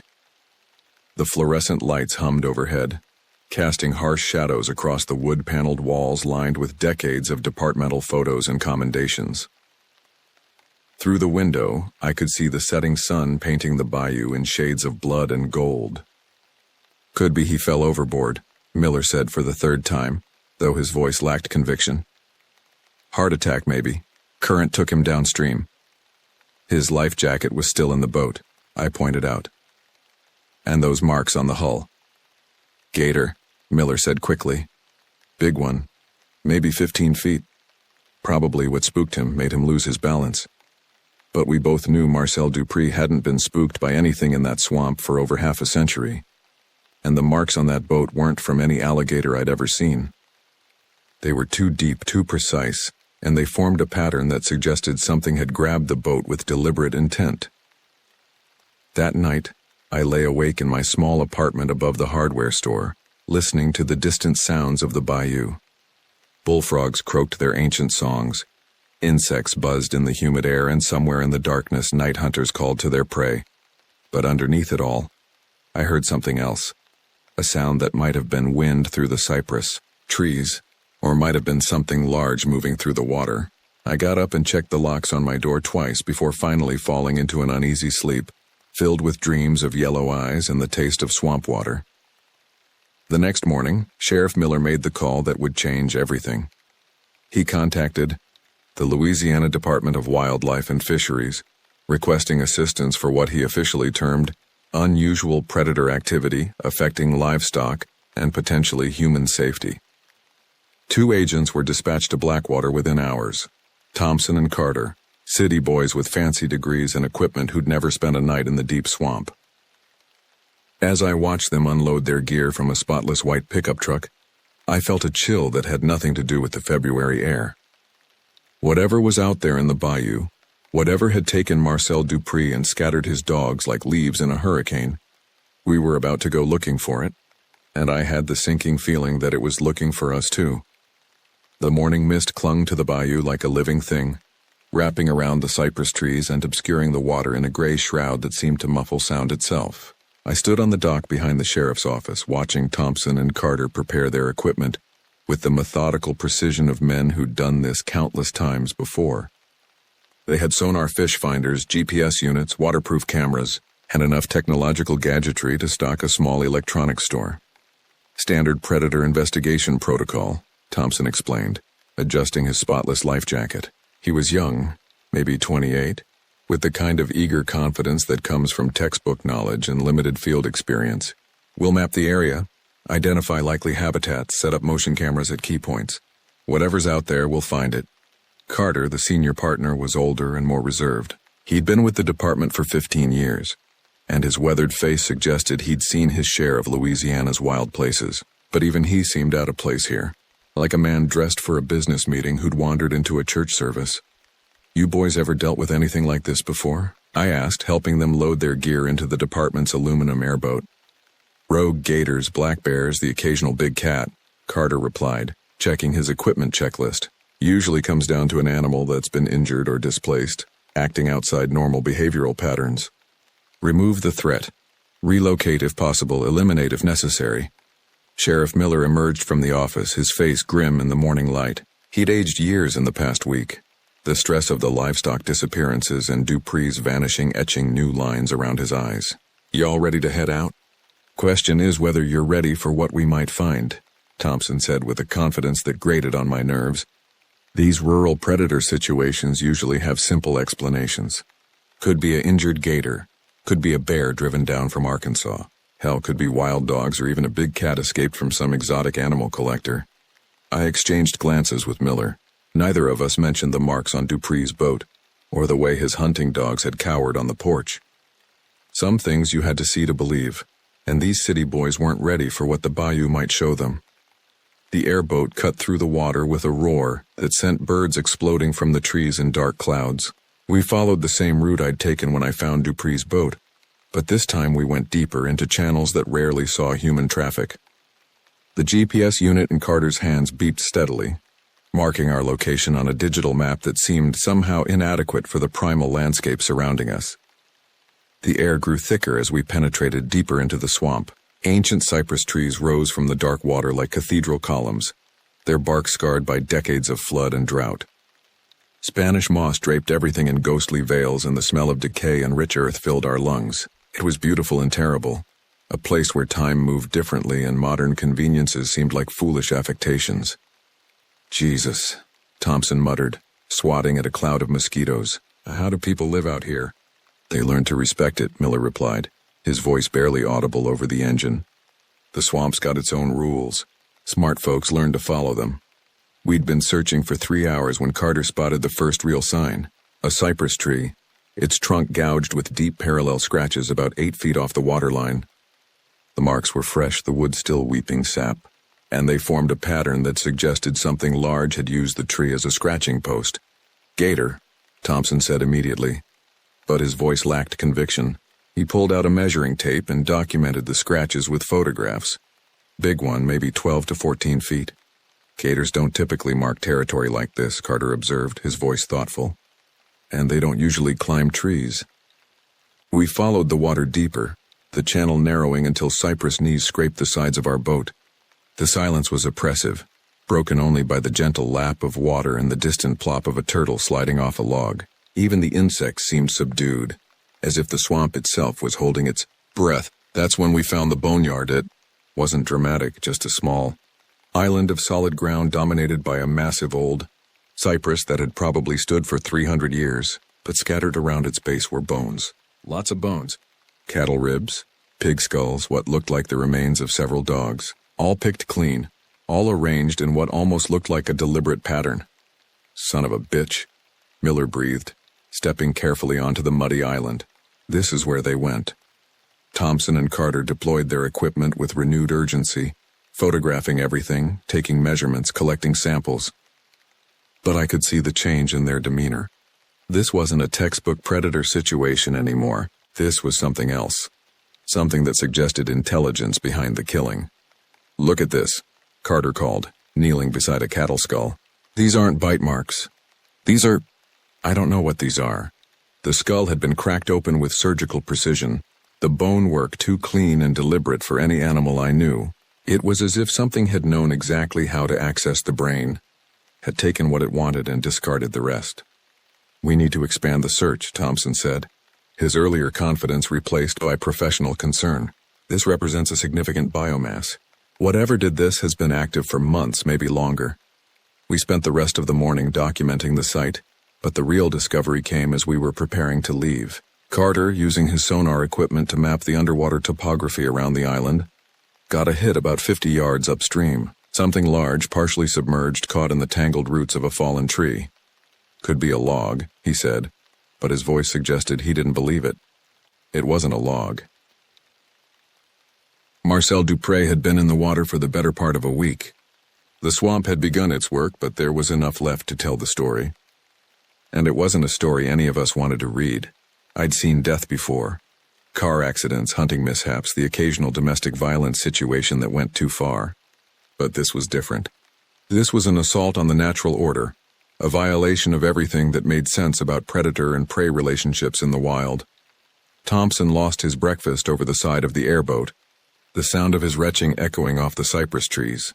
Carter, pale but professional, documented everything with his camera while I helped Miller with the recovery. The sheriff's hand shook as he worked, and I could see the weight of knowledge settling on his shoulders like a physical burden. "This ain't natural," Miller whispered as we wrapped the remains in a tarp. "No gator did this. No bear, no wild dog. This is something else entirely." The trip back to town was conducted in grim silence. The technological confidence that Thompson and Carter had displayed that morning was gone, replaced by the hollow-eyed stare of men who'd seen something that challenged their understanding of the natural world. The GPS units and sonar equipment seemed suddenly primitive, inadequate tools for mapping the true dangers of the bayou. That evening, after the coroner had taken Marcel Dupré's remains and the initial reports had been filed, Miller called me into his office. The blinds were drawn and the only light came from the desk lamp that cast long shadows across the room. On his desk were spread old books, yellowed newspaper clippings, and photocopied pages from sources I didn't recognize. "Been doing some research," he said without preamble. "Called in some favors, talked to some old-timers who remember things the history books don't record." He picked up a leather-bound journal, its pages brittle with age. "This belonged to my grandfather. He was sheriff here from 1923 to 1951. Look at this entry from 1934. The handwriting was faded but legible. The Landry boy found dead in the back bayou. Same marks as the others. Marie Boudreau swears she saw the rougarou again. But can't nobody else get close enough to confirm. Put it in the reports as a gator attack, but we all know better. Some things in these swamps ain't natural, and this town's learned to live with them." "Rougarou," I said, trying to wrap my tongue around the unfamiliar word. "Cajun folklore," Miller explained. "Shapeshifter, werewolf, swamp demon. The stories vary depending on who's telling them. But the core is always the same. Something that hunts in the bayou. Something that ain't quite animal and ain't quite human. Something that's been here longer than any of us." He showed me more clippings, more entries. A pattern emerged. Disappearances every decade or so, always in the deep swamp. Always with the same impossible circumstances. The official reports blamed alligators, bears, accidents. But the private records, the handwritten notes and whispered stories told a different tale. "You think it's real?" I asked. Miller looked at me with eyes that had seen too much. "Son, after what we pulled out of that water today, I think we better start believing in a lot of things we used to dismiss as superstition." Outside, the bayou settled into its evening rhythm. Bullfrogs began their nightly chorus, and somewhere in the distance a night heron called to its mate. But underneath it all I heard something else. A sound that might have been the wind, or might have been something large moving through the water, something that had been waiting for us to find it. The arsenal in Miller's office would have made a militia proud. Silver-tipped bullets, consecrated salt, wooden stakes, and enough firepower to level a small building. It had been 3 days since we'd found Marcel Dupré's remains, and the sheriff had used every one of those days to prepare for what he called the inevitable confrontation. "The old stories got most of it right," Miller said, loading rounds into his service weapon with methodical precision. "Thing about folklore is it's usually based on something real. People don't make up stories about monsters unless they've seen monsters." Thompson and Carter had returned to Baton Rouge to file their initial reports, but not before Miller had sworn them to secrecy about what they'd really found. The official story was a rogue alligator attack, possibly a 14-foot bull that had staked out territorial feeding grounds. But the photographs they'd taken, the measurements they'd recorded, and the hollow look in their eyes told a different story. "You don't have to do this," I told Miller as he handed me a shotgun loaded with shells he'd personally blessed at St. Mary's Catholic Church. "We could call in the state police, maybe get some federal help." "And tell them what?" Miller laughed bitterly. "That we're hunting a mythical creature that's been terrorizing this parish for over a century. They'd have me committed and you transferred to traffic duty in New Orleans." He had a point. The official channels would never understand what we were dealing with. This was local business, the kind of problem that required local solutions. The people of Blackwater had learned to live with the darkness in their bayou, but sometimes that darkness needed to be pushed back. We weren't alone in our hunt. Word had spread through the community with the speed that only small towns can manage. Bobby Thibodeau, who'd lost his cattle, volunteered immediately. So did Jim Heber and Paul Arsenault, both armed with hunting rifles and an intimate knowledge of the swamp that no outsider could match. These were men who'd grown up in the bayou, who'd learned to read the signs and respect the dangers. "My grandfather used to tell stories," Bobby said as we prepared to leave. Said his grandfather saw the rougarou during the yellow fever outbreak of 1878. Thing was feeding on the dead, growing stronger with each body it consumed. Took a dozen men with blessed weapons to drive it back into the deep swamp. "How long before it comes back?" I asked. "Depends on how hungry it gets," he replied. "But it always comes back eventually." The sun was setting as we loaded our boats and headed into the bayou. 2 John boats, each carrying 3 men and enough ammunition to fight a small war. The water was still, reflecting the darkening sky like black glass.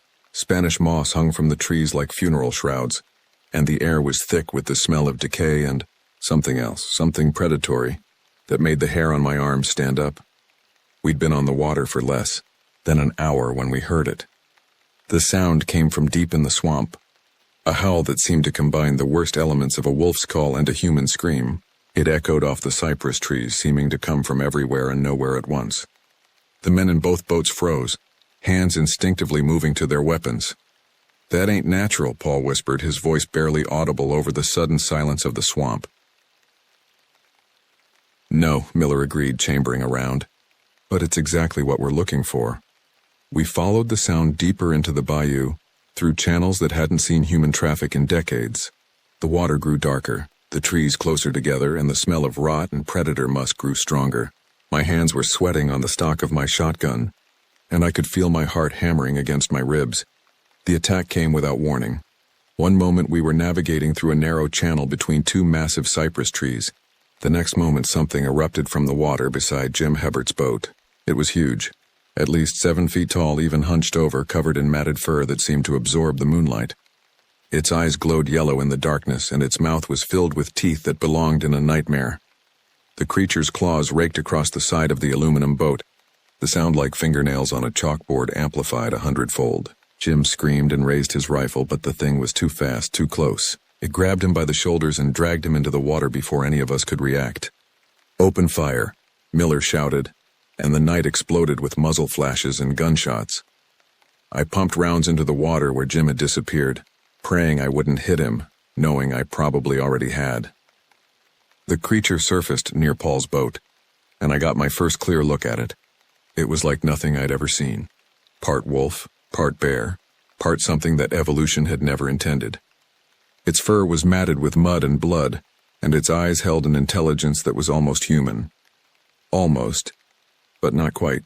Paul's shot took it in the shoulder, the blessed silver bullet tearing through flesh and bone. The creature howled, a sound that made every primitive instinct in my body scream run, but instead of fleeing, it turned toward us with renewed fury.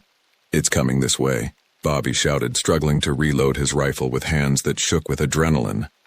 The rougarou hit our boat like a freight train. The aluminum hull crumpled under the impact, and I found myself flying through the air before hitting the water with a splash that drove the breath from my lungs. The swamp closed over my head, dark and cold and filled with the taste of decay.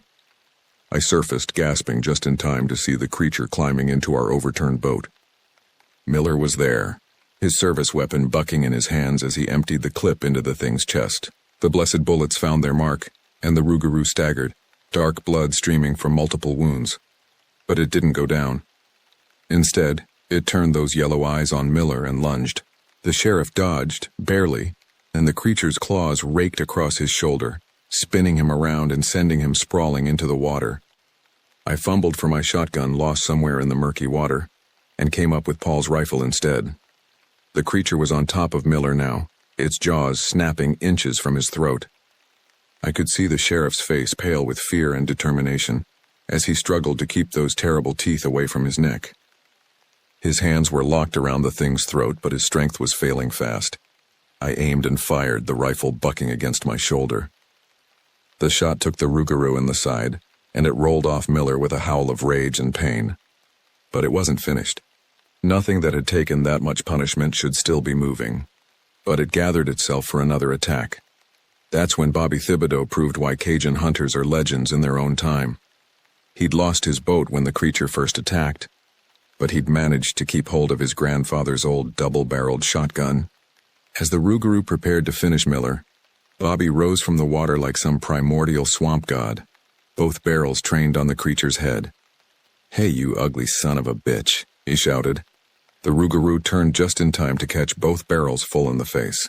The blessed shot tore through skull and brain, and the creature's howl was cut short in a spray of blood and bone. It toppled backward, its massive form hitting the water with a splash that sent waves rippling through the bayou. For a moment, the only sound was our labored breathing and the gentle lap of water against the overturned boats. Then Miller groaned and struggled to his feet, blood streaming from the claw marks on his shoulder. "Is it dead?" I asked, my voice hoarse with fear and exhaustion. "Dead enough," Bobby replied, but his eyes never left the dark water where the creature had fallen. We spent the next hour recovering what we could from the wreckage.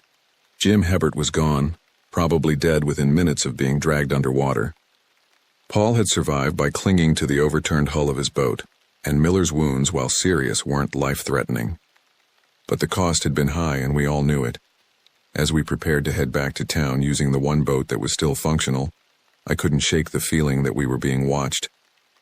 The swamp had returned to its normal evening sounds: bullfrogs, insects, the distant splash of a nutria diving for safety. But underneath it all, I heard something else. "You think it's really dead?" I asked Miller as we loaded him into the boat. The sheriff looked back at the dark water where the rougarou had fallen, his face grim in the moonlight. "Some things like that don't die easy. We hurt it, maybe even killed it. But something that's been haunting these swamps for over a century ain't going to go quietly." He was right, of course. As we headed back toward the lights of Blackwater, I couldn't shake the feeling that our war with the rougarou was just beginning. We'd won the first battle, but at a cost that would haunt us for years to come. And somewhere in the dark water behind us, something stirred. The aftermath of that night in the swamp was like a fever dream. Jim Hebert's body was never found, despite 3 days of searching with every available boat and man in the parish. The official report stated that he'd been killed in a hunting accident, a tragic case of mistaken identity during a predator control operation. His family buried an empty casket, and the insurance company paid out without question. But the people of Blackwater knew better. News of the rougarou's death spread through the community faster than wildfire. Some folks seemed relieved, as if a weight had been lifted from their shoulders. Others, particularly the old-timers who remembered their grandparents' stories, remained skeptical. They'd seen too many cycles of violence and quiet, too many times when the monster had seemed defeated only to return stronger than before. "You boys did good," old Marie Boudreau told me, when I stopped by her house to check on her. She was 84 now, her hands gnarled with arthritis, but her eyes were sharp as ever. "But don't go thinking this is over. My grandmare told me about the last time they thought they'd killed it. 1923 it was. Bunch of men went out with blessed bullets and holy water. Came back claiming they'd put the beast down for good." "What happened?" I asked, though I wasn't sure I wanted to know. "Quiet for 3 years," she said, rocking slowly in her porch chair. "Then it came back worse than ever. Took the Trosclair boy and his sister. Both of them disappeared from their own front yard. The thing had learned to be more careful, more cunning, harder to track, harder to kill. I left her house feeling less victorious than I had in days. The claw marks on Miller's shoulder were healing, but slowly, and the nightmares that plagued all of us showed no signs of fading. Paul Arsenault had taken to drinking heavily, and Bobby Thibodeau jumped at every shadow. We were all changed by what we'd seen in that swamp. marked by it in ways that would never fully heal. For 6 weeks, Blackwater enjoyed an uneasy peace. The livestock disappearances stopped, the sightings of massive shapes in the bayou ceased, and life began to return to something approaching normal. Children played outside after dark again, and the nightly curfew that had gripped the town was gradually relaxed. I almost let myself believe it was over. Then the Landry twins disappeared. Tommy and Michael Landry were 8 and 10 years old, respectively, 2 boys who lived for fishing and swimming in the bayou behind their house. Their parents had grown up in Blackwater, knew the stories and the dangers, but after weeks of quiet, they'd allowed themselves to relax their vigilance. On a humid Saturday afternoon in late March, they let the boys take their fishing poles down to the old cotton mill landing where the water was deep and the fish were plentiful. The boys never came home. I was the first officer on the scene, arriving at the Landry house just as the sun was setting. Mrs. Landry was hysterical, clutching a kitchen towel to her chest and babbling about how the boys had promised to be back by 5 o'clock. Mr. Landry was already organizing a search party, calling neighbors and friends with the grim efficiency of a man who'd feared this moment for months. "They're good boys," he kept saying, his voice tight with control. "They know the water, know the dangers. They wouldn't just wander off." We found their fishing poles on the bank near the old mill, the lines still baited and cast into the water. Their tackle box was open, lures scattered in the mud as if they'd been interrupted in the middle of fishing. But there were no signs of struggle, no blood, no footprints leading away from the water. It was as if they'd simply vanished. The search went on for 3 days. Every available man in the parish joined the effort, sweeping the bayou with boats and sonar equipment, dragging nets through the deeper channels, calling the boys' names until our voices were hoarse. But the swamp kept its secrets and the Landry twins remained lost. On the 4th day, Miller called off the official search. The decision nearly broke him. I could see it in his face, the weight of another failure, another family destroyed by the thing that haunted our bayou. But the resources were exhausted, and there was no point in losing more men to the swamp's dark hunger. "It's back," he said as we stood on the dock behind the sheriff's office, watching the sun set over the water. "We heard it, maybe even killed it. But something's back, something that's learned to be more careful." "Could be copycat," I suggested, though I didn't believe it myself. Someone who heard the stories decided to use them as cover. Miller just looked at me, his eyes hollow with exhaustion and grief. "You ever see a copycat that could make 2 boys vanish without a trace? That could leave fishing poles standing upright on a bank without disturbing the bait?" He was right, of course. Whatever had taken the Landry twins wasn't human. It was something else, something that had learned from our previous encounter, adapted its hunting methods to avoid detection. The thought chilled me more than the Louisiana winter ever could. The town's reaction was swift and severe. The tentative normalcy of the past 6 weeks evaporated overnight, replaced by a paranoia that made our previous caution seem relaxed. Parents refused to let their children outside after dark. Businesses closed early, and the streets were deserted by sunset. It was as if Blackwater had been placed under siege by an invisible enemy, but it wasn't invisible to everyone. The sightings began 3 days after the boys disappeared. Massive shapes moving through the water in the early morning hours, glimpsed by insomniacs and shift workers who happened to be looking out their windows at the wrong time.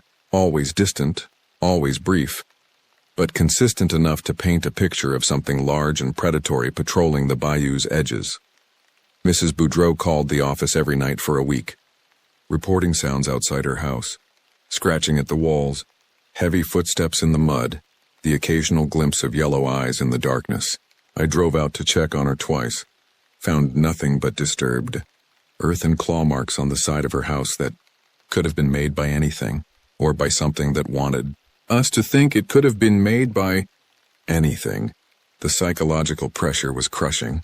Fear became a living thing in Blackwater, feeding on itself and growing stronger with each passing day. Neighbors turned suspicious of each other, jumping at shadows and reading malevolent intent into every innocent gesture. The fabric of the community was fraying, and we all knew it. Miller aged years in those weeks. The stress of the investigation, the guilt over the Landry twins, and the weight of secrets that couldn't be shared with the outside world took their toll.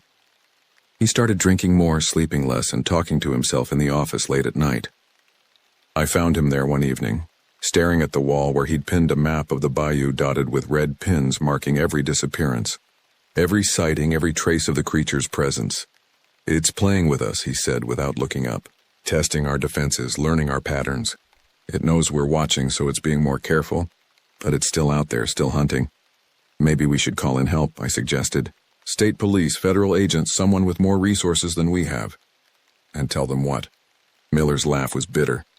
"That we're being terrorized by a mythical creature that officially doesn't exist? That we need help hunting a monster that's been in the folklore for over a century?" He was right, of course. The official world had no room for Rugerus and shapeshifters. No procedures for dealing with creatures that existed in the shadows between myth and reality. We were on our own, as we'd always been, fighting a war that couldn't be acknowledged or understood by anyone who hadn't lived it. The breaking point came on a humid Thursday night in early April. I was on patrol, cruising the parish roads in my squad car, when I saw it.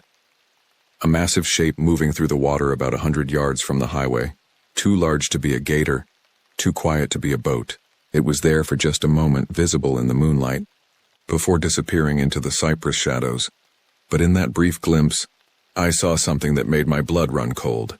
The creature was bigger than before, not just heavier but taller, more muscular, as if it had been feeding well and growing stronger. And there was something else, something in the way it moved that suggested intelligence, purpose, and a patience that was almost human. It was learning, adapting, planning, and I had the terrible feeling that its next move would be against us directly. The call came at 2:47 a.m. on a Friday night in late April. I was jerked awake by the shrill ring of my bedside phone, my heart already racing before I was fully conscious. 30 years of police work teaches you to recognize the sound of emergency, and this call had that quality of desperate urgency that meant someone was in immediate danger. "Deputy?" Miller's voice was tight with controlled panic. "You need to get down here now. It's at the station." I was dressed and armed within minutes, my service weapon loaded with the blessed silver bullets that had become standard issue for the Blackwater Sheriff's Department. The drive to the station took 5 minutes that felt like hours. Every shadow seeming to hide lurking threats, every sound making me jump. The station was dark except for the emergency lighting, and Miller's patrol car was parked at an odd angle in the lot, as if he'd arrived in a hurry. I found him inside, barricaded behind his desk with a shotgun across his knees and a look in his eyes that I'd never seen before. The hollow stare of a man who'd seen something that challenged his fundamental understanding of reality. "It was here," he said without preamble, "right here in the office. I came in to work on some paperwork, and there it was, standing in the corner like it owned the place." The office showed signs of violence. Filing cabinets were overturned, windows were broken, and deep claw marks scored the walls. But what caught my attention was the smell. That same rank, predatory musk that had filled the air during our encounter in the swamp, but stronger now, more concentrated. "Did you see it clearly?" I asked, checking the locks on the doors and windows. "Clear as day," Miller replied, his voice hollow. "It's bigger than before, stronger, and it looked at me, really looked at me like it was trying to tell me something." "What kind of something?" "That it knows where we live. That it knows our routines, our weaknesses, that it's been watching us, learning about us, planning something." The implications were terrifying. If the creature was intelligent enough to track us to our workplace, it was only a matter of time before it came to our homes. The hunting ground had expanded beyond the bayou, and we were no longer the hunters. We were the prey. We spent the rest of the night securing the station and calling in what backup we could muster. Bobby Thibodeau and Paul Arsenault arrived within an hour, both armed and grim-faced. They'd been expecting this call, preparing for it, and their presence was both comforting and ominous. "It's escalating," Paul observed, examining the claw marks on the wall, getting bolder, more aggressive. "Something's driving it to take bigger risks." "Hunger," Bobby said simply. "It's been weeks since the Landry boys. Things probably starving, getting desperate." The thought of those 2 children being consumed by the creature was almost too much to bear. But Bobby was right. Predators follow patterns, and the Rougarou's pattern was becoming clearer with each attack. It wasn't just hunting for food anymore. It was hunting for sport, for the thrill of terrorizing its prey before the kill. Dawn brought no relief. If anything, The daylight made the situation worse by revealing the full extent of the creature's boldness. Claw marks were found on buildings throughout the downtown area, proof that the Rougarou had spent the night exploring our territory, mapping our defenses, preparing for its next move. The town's reaction was swift and severe. By noon, Main Street was deserted, businesses were closed, and families were loading their cars with whatever they could carry. The exodus was orderly but determined. People who'd lived in Blackwater for generations were abandoning their homes rather than face another night under siege. "Can't say I blame them," Miller said as we watched the Thibodeau family pack their pickup truck. "Maybe they're smarter than we are, knowing when to cut their losses." "You thinking about leaving?" I asked. Miller's laugh was bitter. "Where would I go? This is my town, my responsibility. That thing's been feeding on Blackwater for over a century, and it's going to keep feeding until someone stops it permanently. Or until it kills everyone who knows about it," I pointed out. "Maybe that's what it's planning," he replied. "Maybe it's tired of hiding, tired of hunting in shadows.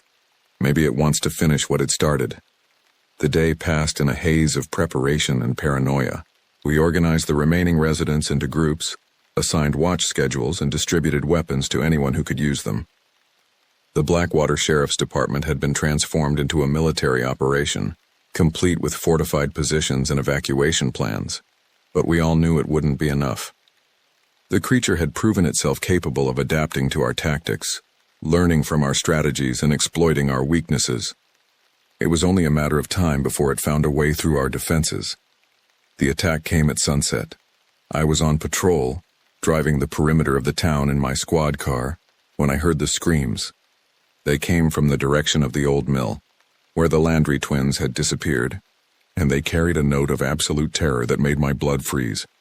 I floored the accelerator, racing toward the sound, my radio crackling with urgent voices as other units responded to the same call. But I was closest, and I knew I'd be first on the scene. The mill was a ruin, a skeletal framework of rusted metal and rotting wood that had been abandoned for decades. But tonight it was alive with violence, the sound of splintering wood and inhuman roars echoing across the water. I could see shapes moving in the darkness, massive and predatory, and I knew the Rougarou had chosen its battlefield. I parked 100 yards away and approached on foot, my shotgun ready and my nerves stretched to the breaking point. The mill's ancient timbers groaned and creaked as something huge moved through the structure, and I could hear the sound of claws on metal, the scrape of something massive forcing its way through spaces too small to contain it. Then I saw them. The Landry twins were alive, barely, suspended from the mill's rafters by some kind of crude rope made from twisted vines and strips of bark. They were conscious, their eyes wide with terror, and they were being used as bait. The Rougarou had learned to set traps. The creature itself was crouched in the shadows beneath the boys, its yellow eyes fixed on the approach to the mill. It was bigger than I remembered. Its fur matted with mud and blood, its muscles coiled with predatory tension. But it was the intelligence in those eyes that terrified me most. The patient, calculating awareness of a predator that had learned to think like its prey. It was waiting for the rescue attempt, ready to kill anyone who tried to save the children. I keyed my radio, whispering coordinates and tactical information to the other units. But I knew there wasn't time to wait for backup. The boys were weak, probably dehydrated and injured, and every minute delayed increased the chance that they wouldn't survive the rescue attempt. Moving carefully, I worked my way around the mill's perimeter, looking for an angle that would give me a clear shot without endangering the children. The creature's attention was fixed on the main approach, and I hoped its focus would give me the element of surprise I needed. The shot was difficult, a long-range target in poor light, complicated by the need to avoid hitting the suspended children, but I'd been practicing with the blessed ammunition for months, and my grandfather's training on his farm had taught me to shoot straight under pressure. I took a deep breath, let it out slowly, and squeezed the trigger. The blessed silver bullet took the Rougarou in the shoulder, spinning it around and sending it crashing into the mill's support timbers. It howled in rage and pain, the sound echoing across the bayou like a banshee's wail, but it didn't go down. Instead, it turned those yellow eyes on me and charged. The creature was faster than anything that size had a right to be, covering the distance between us in bounds that seemed to defy physics. I got off 2 more shots before it reached me, both hits but neither enough to stop its momentum. Then it was on me, and I was fighting for my life with nothing but an empty shotgun and 30 years of police training. The rougarou's claws raked across my chest, tearing through my uniform shirt and scoring deep grooves in my flesh. I rolled away, grabbing for my service pistol, but the creature was already moving, positioning itself between me and the mill where the children hung helpless. That's when Miller and the others arrived. The sheriff's car came screaming into the clearing, followed by Bobby and Paul in their pickup truck. All three men were armed and ready, their weapons loaded with the blessed ammunition that had become our standard defense against the creature. They deployed quickly, forming a rough semicircle around the mill, their muzzle flashes lighting up the night.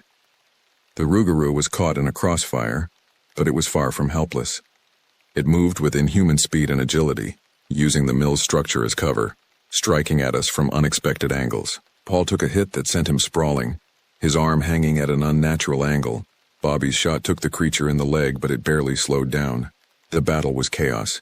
Gunfire, screams, the sound of claws on metal and the crash of splintering wood. But gradually our superior firepower began to tell. The creature was accumulating damage, its movements becoming slower and more erratic. Dark blood pooled beneath it and its breathing was labored, but it wasn't finished. With a final, desperate lunge, the rougarou went for the children. Its claws slashed through the improvised ropes and the Landry twins began to fall.